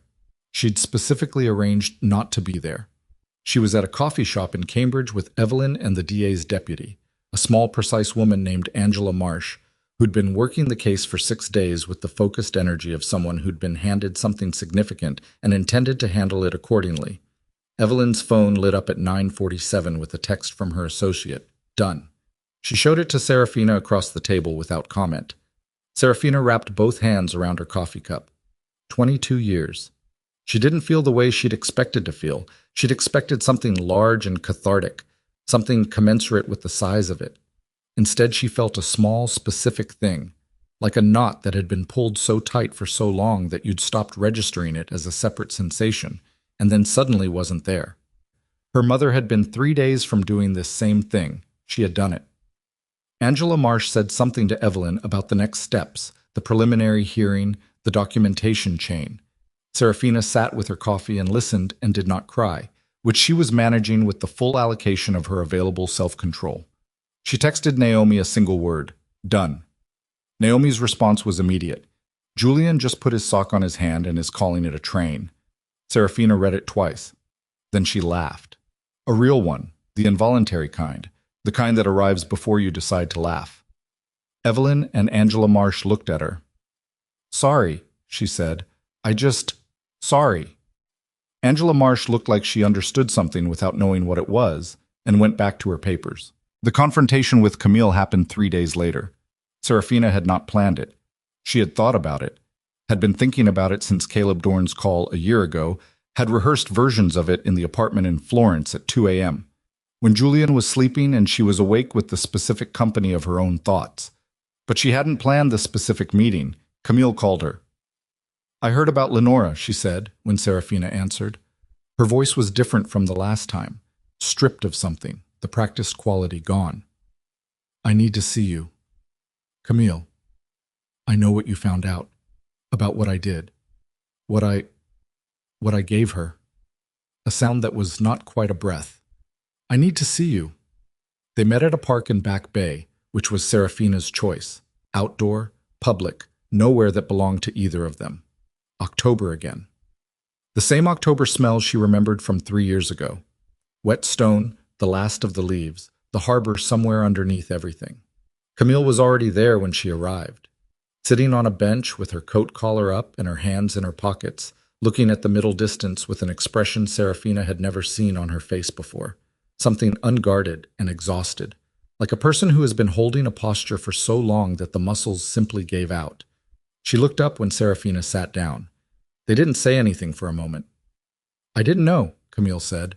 "When she asked me about Mom's route, she said she was trying to arrange a surprise, that said she wanted to beat Mom there and set something up." Her voice was flat. "I was 17. I thought she was being nice. I thought—" She stopped. I believed her. "I know," Seraphina said. Camille looked at her. Something complicated moved across her face. "You know? Caleb Dorn's statement says he doesn't believe you understood what you were providing." She paused. "I believe that too." "Sarah." Camille's voice cracked on the name, just slightly. "I've been living with this for a year, since Dorn died and his attorney started making calls. I've been—" She pressed her fingers against her mouth. "I've been carrying it." "I know," Seraphina said again, quieter this time. "I'm sorry." The words came out stripped down, nothing rehearsed about them. "For all of it. The wedding night. What I did with Lucian. What I didn't do when I should have." She met Seraphina's eyes. "I wanted to be you. That sounds pathetic, and I know it sounds pathetic, but it's true. I wanted the name and the standing and the way people looked at you when you walked in, and I convinced myself that Lucian was part of that taking him was taking something of yours that would make me—" She stopped. "It didn't work. It doesn't transfer like that. I understand that now." The park was quiet around them. A dog went past, a woman pushing a stroller. "You're going to have exposure," Seraphina said, "with the DA's case. Not as a target, but you may be called as a witness. You'll need your own attorney." Camille nodded. "I know. I'm not going to ask for anything from you in the proceedings. I'm not going to try to make it worse for you." "Why not?" Not defensive. Genuine. Seraphina looked at the trees, the last few leaves, copper and rust, holding on past the point of usefulness. "Because you were 17 and you believe someone who was supposed to be trustworthy." She paused. "And because hating you takes energy I don't have and haven't had in a long time." A silence. "Lucian left," Camille said quietly, "from Beacon Hill, about 6 months ago." Seraphina had not known this. "Where is he?" "His own place. I think he realized what I actually wanted wasn't him. It took him a while. A short, humorless sound. It took me longer. Seraphina said nothing. I'm going to move, Camille said. Chicago, maybe. I have work contacts there. She looked at her hands. I can't stay in Boston and be...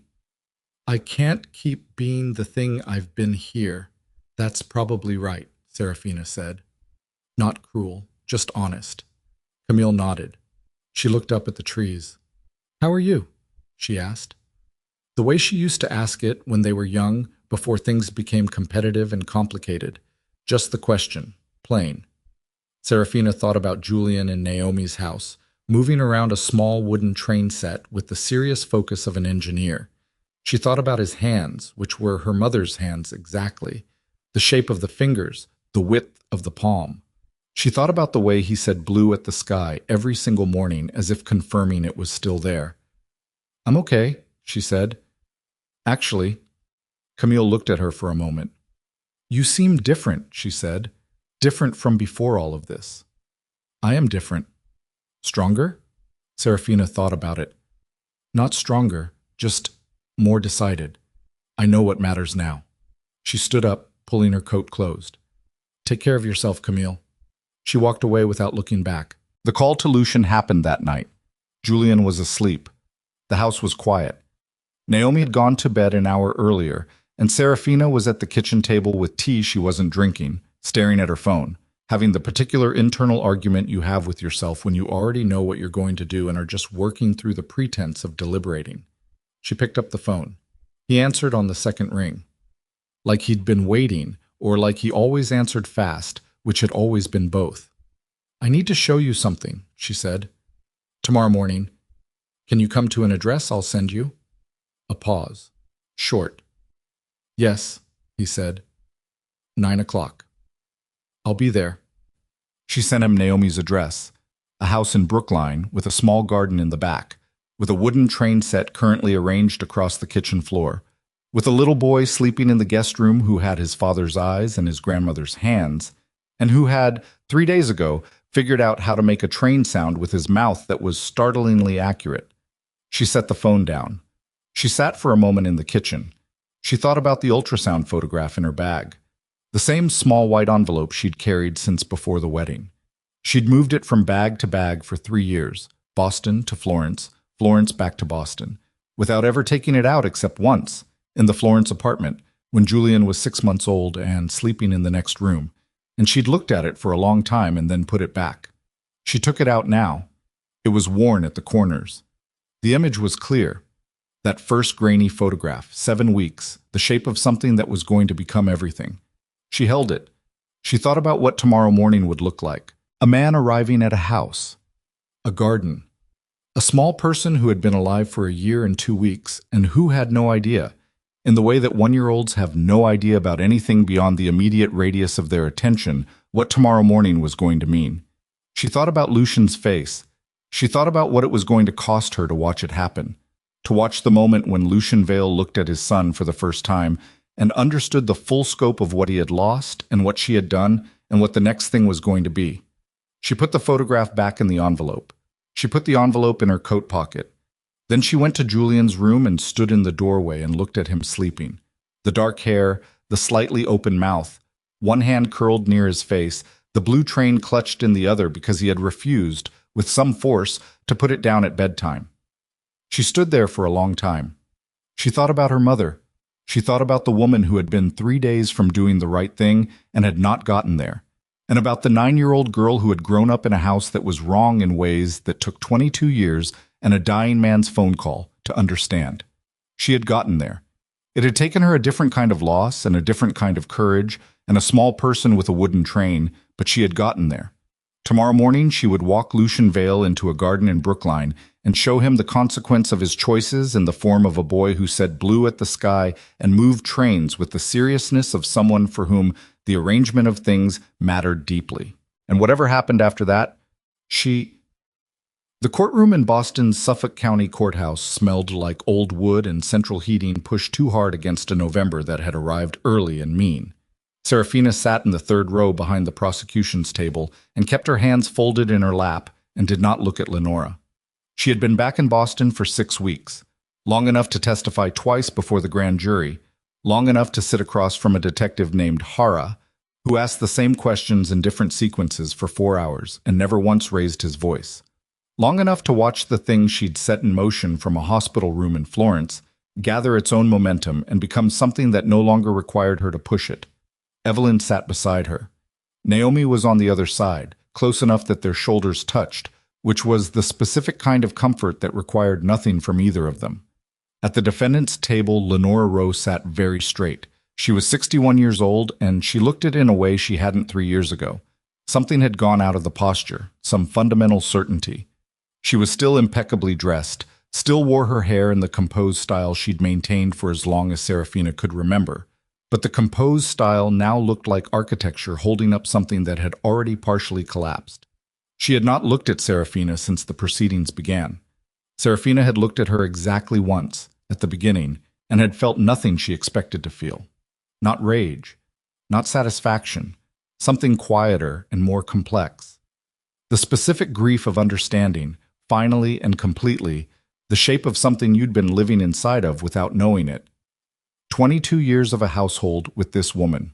22 years of meals and holidays, and the particular silences of a family that had never entirely healed and had blamed the wrong things for the wound. Her mother had known something was wrong. Her mother had decided to act, and she had died for it on a road outside Providence while a 9-year-old girl slept without knowing the world was becoming different. The judge called the session to order. Seraphina unfolded her hands and refolded them and looked at the front of the room and breathed. Camille was not at the defendant's table. She was in a conference room 2 floors down, with her own attorney, in a separate proceeding that Evelyn had spent 3 weeks negotiating with the district attorney's office. The charge against Camille was the lightest available, criminal facilitation, 3rd degree, based on the documented evidence that a 17-year-old had provided her mother's route to Caleb Dorn without, and this was the argument that had consumed most of the negotiation, without understanding the purpose to which it would be put. Seraphina had not argued for leniency. She had not argued for harshness. She had told Evelyn, in a single conversation that she had not repeated or elaborated on, "Whatever the law says the charge should be, that's the charge. I'm not here to protect her, and I'm not here to destroy her." Evelyn had looked at her for a long moment. "That's a difficult position to hold." "I know. Most people in your situation would want something more definitive from this." "I'm not most people in my situation," she said. "There's only one of me." She had not spoken to Camille since the night in Cambridge. She was not sure what she would say if she did. The things Camille had done existed in different registers. The 4-year affair with Lucian lived in one part of Seraphina's understanding, something personal and painful, and ultimately about the two of them and what they'd each wanted from each other across a lifetime of competing for room. The information she'd provided as a 17-year-old lived somewhere else entirely, darker, more complicated, in the territory where you couldn't separate what a person intended from what a person caused. She had not decided how to hold both things about the same person. She was not sure she needed to decide immediately. The Lenora proceedings took 2 days. Caleb Dorn's documentation was thorough in the way of someone who had understood, even while doing something irreversible, that a record would eventually matter. Bank transfers, coded communications, the routing plan for Eleanor Rowe's drive from Newport to Providence, the specific road, the specific conditions, the specific window in which a wet November road and an adjusted brake line and a curve she'd driven 100 times would become the last thing she navigated. The trust fraud ran alongside it. 22 years of quiet manipulation, accounts redirected, investments misrepresented, distributions restructured to concentrate control in ways that the Rowe family's accountants had not been positioned to detect, because the accountants had been selected by Lenora herself. When Seraphina had signed the petition restoring trust oversight 3 weeks ago, she had stood at the attorney's office on State Street with a pen in her hand, and she had thought about her mother holding a pen at a similar desk 22 years ago, preparing to do something similar, and she had felt the particular weight of doing something that should have been done a long time ago by someone who hadn't survived long enough to do it. She signed. Her hand didn't shake. On the second afternoon, the judge read the charges. Lenora's attorney entered a plea. Seraphina watched Lenora's face as the judge spoke. Lenora sat without moving. Not the stillness of composure. A different kind. The stillness of someone who has accepted that the room's verdict is already written and is simply waiting for the room to finish reading it. At one point, only once, Lenora turned. She looked directly at Seraphina. The look lasted perhaps 3 seconds. Seraphina had expected anger in it, or accusation. The particular accusation of someone who believes the person who exposed them is more culpable than the exposure itself. She'd seen that expression on Lenora's face before, across dinner tables and in doorways, in the many small moments when Seraphina had said something Lenora hadn't approved of. That expression wasn't there. What was there was harder to name. Something that might have been, in another life in another woman, the beginning of understanding what she'd actually done. It didn't reach that point, it stopped short. But the distance between where it started and where it stopped was smaller than Seraphina had expected.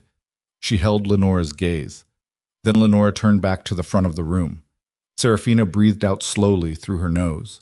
Naomi's shoulder pressed against hers. She confronted Camille in a coffee shop on Newberry Street the morning after the Lenora proceedings concluded. She had not planned it exactly. She'd been walking. She walked a great deal in Boston, had discovered this about herself in the 6 weeks since returning, the need to move through the city on foot as a way of thinking. And she'd turned a corner and Camille had been there, sitting at a window table with both hands wrapped around a mug, looking out at the street. Their eyes met through the glass. Seraphina stood on the sidewalk for 3 seconds. Then she pushed the door open. Camille watched her cross the coffee shop. She didn't stand up. She didn't reach for her phone or her coat or her bag. None of the things people do when they need to signal an exit. She just watched, with an expression that Seraphina read, after a moment, as someone who had been waiting for this conversation for a long time and was too tired to pretend otherwise. Seraphina sat down across from her. The coffee shop was noisy enough that they had the specific privacy of a crowded room, where the ambient sound absorbs everything except what's directly between two people. I didn't know what she was going to do, Camille said, immediately. Not as a defense. It didn't have the architecture of a defense, more like something she'd been practicing saying. I was 17. Lenora asked me where Mom drove when she went to Providence, and I told her. I thought... She stopped. I don't know what I thought. I was 17 and Lenora had been making me feel like I was important to her for 3 years, and I didn't ask why she wanted to know. Seraphina said nothing. I didn't figure it out until I was 22. Camille's voice was flat. I went through some of Lenora's old files. I found a name, Caleb Dorn, and a payment, and I did enough research to understand what it meant. She looked at her hands. And then I said nothing, for 8 years. Why? Seraphina asked. Because I was terrified. Her voice didn't waver, but something underneath it did. Because if I came forward, I'd have to explain what I'd contributed. Because Lenora made it very clear when I confronted her, privately, that my involvement, however innocent, would look anything but innocent to anyone who hadn't been inside that house. A pause. And because I hated you. Seraphina hadn't expected that word. Or she had, somewhere in the back of understanding, but hearing it was different. You hated me, she said. I was angry at you. Camille's jaw tightened. Which is different, and also probably worse.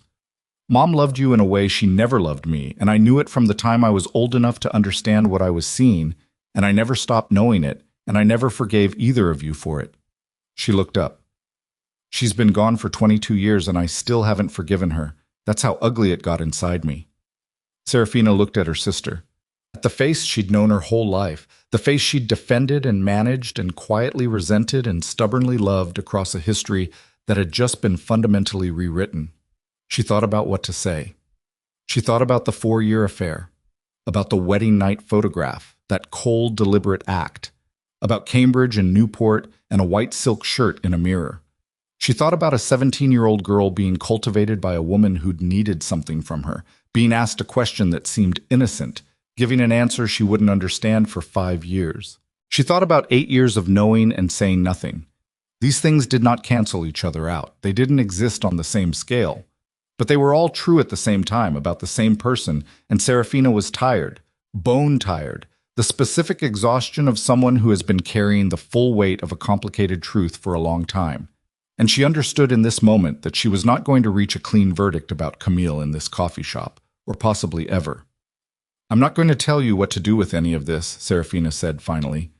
That's your work. That's between you and whatever you decide to become. She paused. But I need you to understand something. Camille waited. It was never a competition, Seraphina said. What Mom felt for me wasn't something she took from you. That's not how it works. That's never how it works. You spent your whole life fighting for something from a dead woman that she would have given you anyway, and the fighting is what destroyed everything. She held Camille's eyes. The affair, the wedding night, all of it. You weren't taking Lucian from me. You were performing a victory in a competition that only existed in your head. Camille's throat moved. I know that, she said quietly. I know you know it. Seraphina sat back. Knowing it and it being too late are two different problems. A silence. Is it too late? Camille asked. The question was small, almost nothing, but it was the only genuine thing she'd said in the entire conversation. Seraphina thought about it honestly. I don't know, she said. Ask me in 5 years. She stood up. She put on her coat.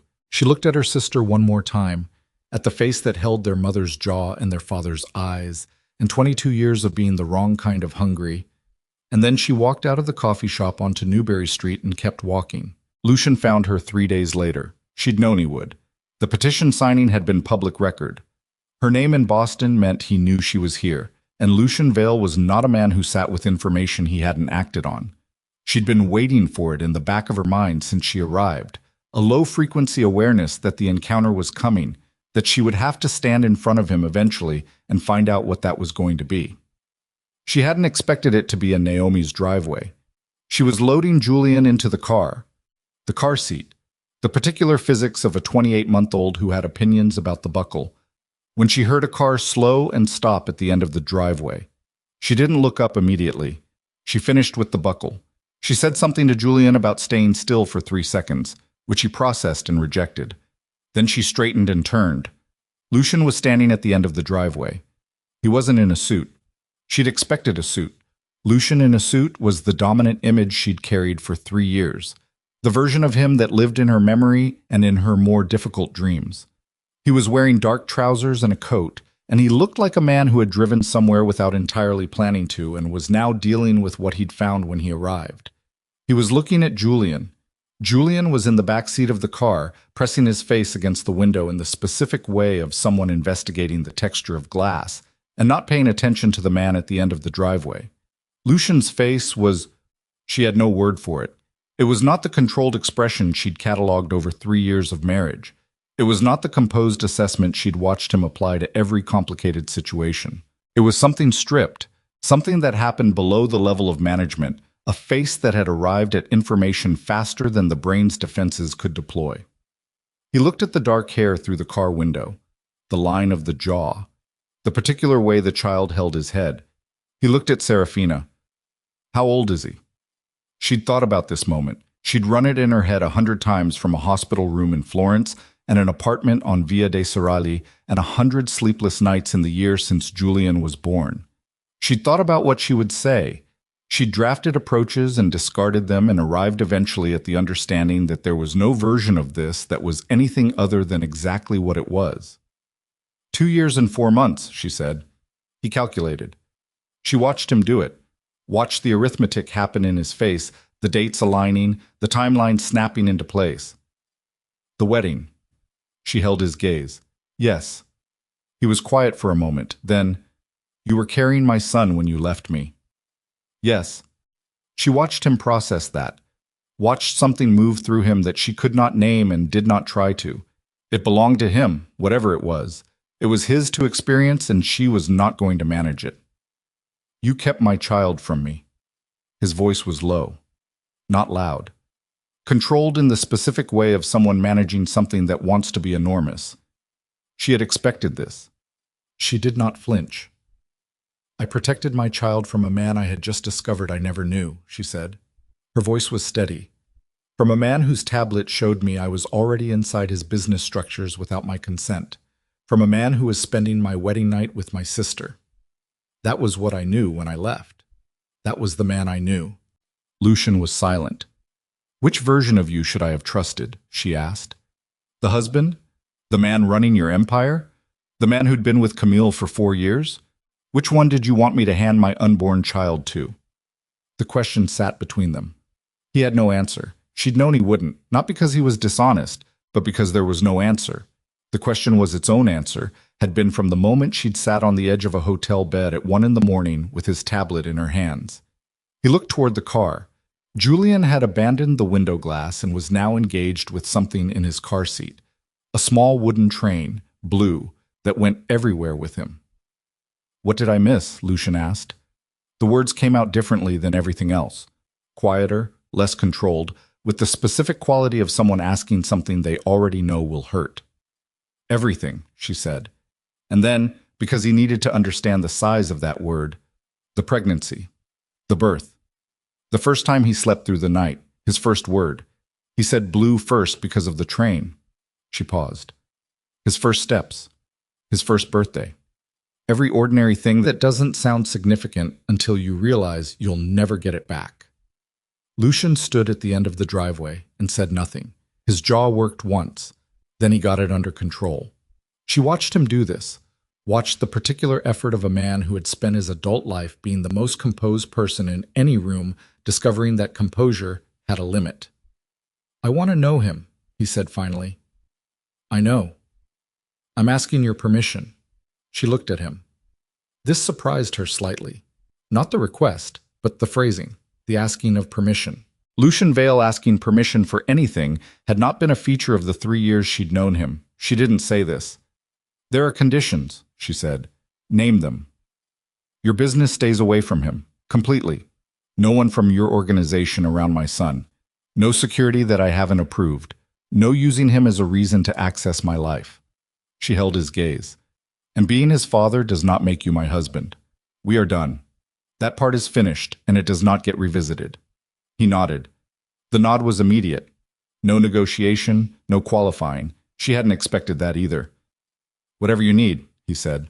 She studied his face for a moment, trying to locate the calculation behind it, the strategic assessment she'd learned to recognize in him. She couldn't find it this time. Either it wasn't there or she was no longer calibrated to see it. She turned to the car. She opened the back door. "Julian," she said, "come meet someone." Julian looked up from his train. He assessed the situation. The open door, his mother's voice, the stranger at the end of the driveway, with the particular seriousness of a 2-year-old who considers everything worth considering before acting. Then he clambered out, train in hand, and stood beside her. Lucian crouched down. It was not a graceful motion. He was not a man built for crouching in driveways, and it showed, but he did it. He brought himself to Julian's eye level, and he looked at his son for the first time. Julian looked back. He held up the train. "Blue," he said. Lucian's voice, when he spoke, had something in it she'd never once heard there in 3 years of knowing him. "Blue," he said. "That's a good one." Julian considered him with the judicial seriousness of the very young. Then he pushed the train into Lucian's hand. The visit started the following week. She brought Julian to a house Lucian had rented in Brookline. Nothing from the Beacon Hill life, nothing connected to the organization, a house with a yard and wooden floors and a kitchen that smelled like whoever had lived there before. She didn't stay the first time. She dropped Julian off and sat in her car around the corner for 45 minutes and did not think about what was happening inside the house, because thinking about it was not productive and was also almost unbearable. Julian came back to the car with his shoes on the wrong feet and his coat buttoned incorrectly, and a story about a track piece that the tall man had assembled wrong and then fixed when told. "He did it right?" Seraphina asked. Julian considered. "After," he said. "That's something," she said. The visits became longer. She stayed sometimes in the kitchen with coffee she actually drank now, listening to the sounds from the other room. Julian's specific mix of commands and commentary, Lucian's voice underneath it, lower, adapting. Learning. She heard once Lucian asked Julian whether the tunnel should go here or there, and heard Julian's absolute conviction that it went there, and heard Lucian say simply, "Okay, you're right." She stood at the kitchen counter and felt something move through her that she couldn't categorize. Not forgiveness, that word was too clean for what she actually felt, and she was done with clean words for complicated things. Not reconciliation. Something smaller and more specific. The acknowledgement that a person could be genuinely terrible in one direction and genuinely real in another, and that both things could be true at the same time without canceling each other out. She didn't tell him that. She filed it away in the part of her understanding where she kept things that were true but not yet useful. 3 months into the visits, she arrived at the Brookline house and found Lucian on the floor of the living room with approximately 40 pieces of wooden railway spread in a radius around him, Julian standing over him with his arms folded in a posture of comprehensive disappointment. "It doesn't go like that," Julian said. "I thought—" "No." Julian shook his head with the finality of someone accustomed to being correct. "The curve goes first, then the bridge, then the station. I put the station first." "That's wrong." Lucian looked up and saw Seraphina in the doorway. She almost laughed. Almost. She caught it, kept it to a smile she didn't entirely hide. Lucian Vale, who had managed a criminal empire across 3 states for 15 years, sitting cross-legged on a suburban floor being told with absolute authority that he'd done it wrong. "He's right," she said. "Curve first." Lucian looked between them. "You're both very certain," he said. "We're right," Julian said.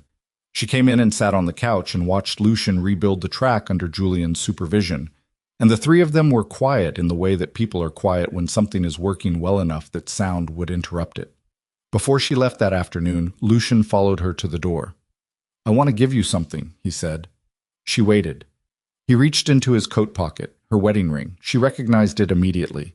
The specific weight of the gold, the simple band she'd chosen herself, the ring she'd left on a nightstand in the Harwick Hotel with a card that said 4 words. He placed it in her palm without asking her to do anything with it. She stood there looking at it. "I kept it," he said simply. "I don't know what I expected to do with it, but I kept it." He met her eyes. "I'm not asking for anything. I just thought it should be yours." She closed her fingers around it. "Thank you," she said. She put it in her bag. Not on her finger.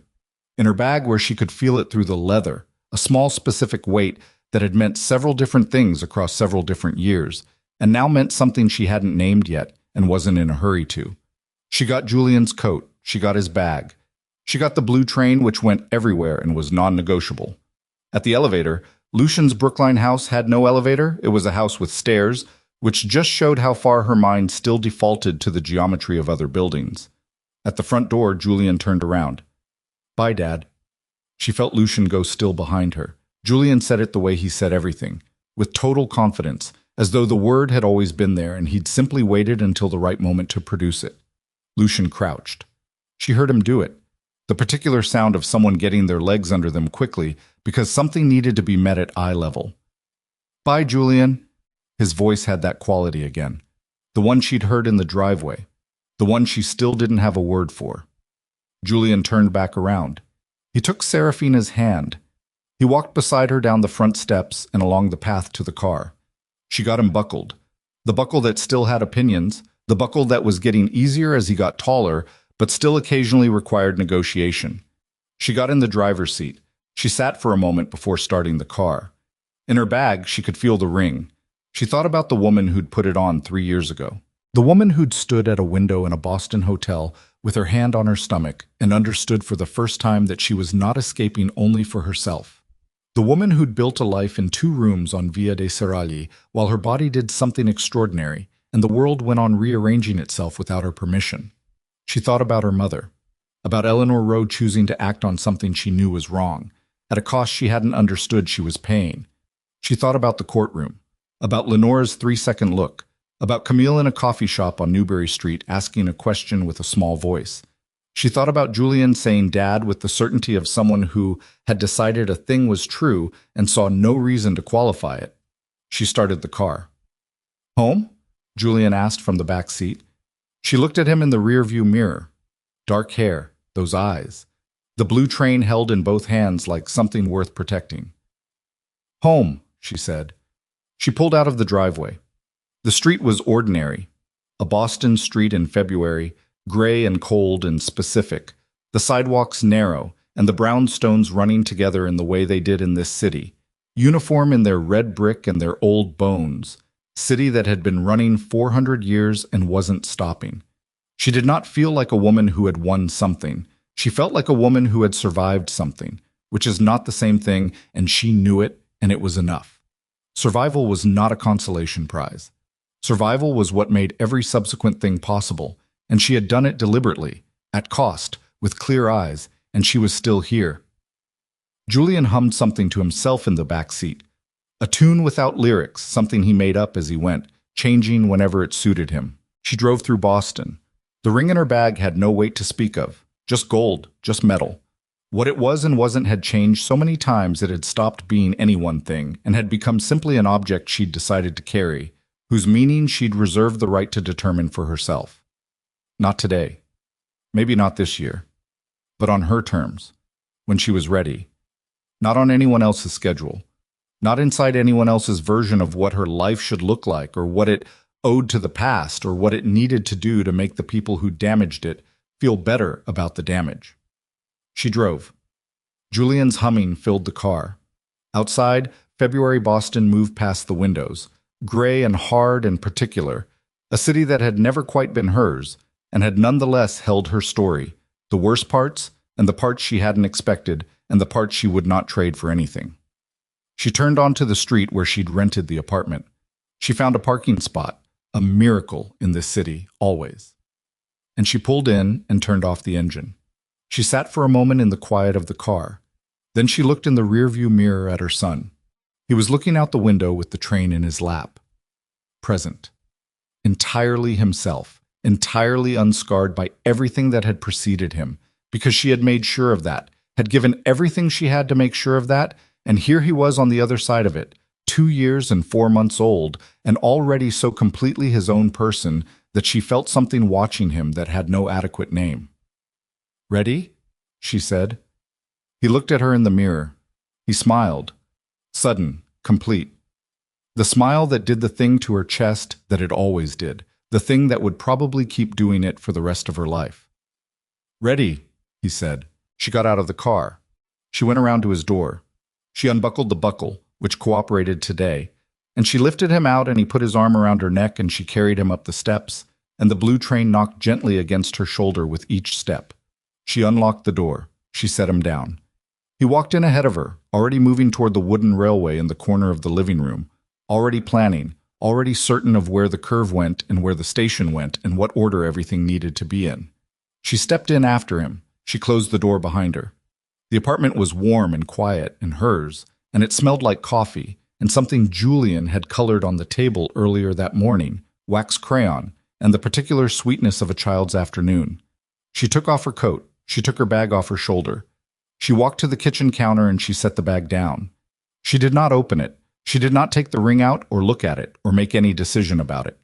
She left it where it was and she went to the living room doorway and leaned against the frame and watched her son build something on the floor, small hands moving with purpose, humming again, fitting the curve before the bridge, before the station, with the absolute confidence of someone who knows exactly what order things go in.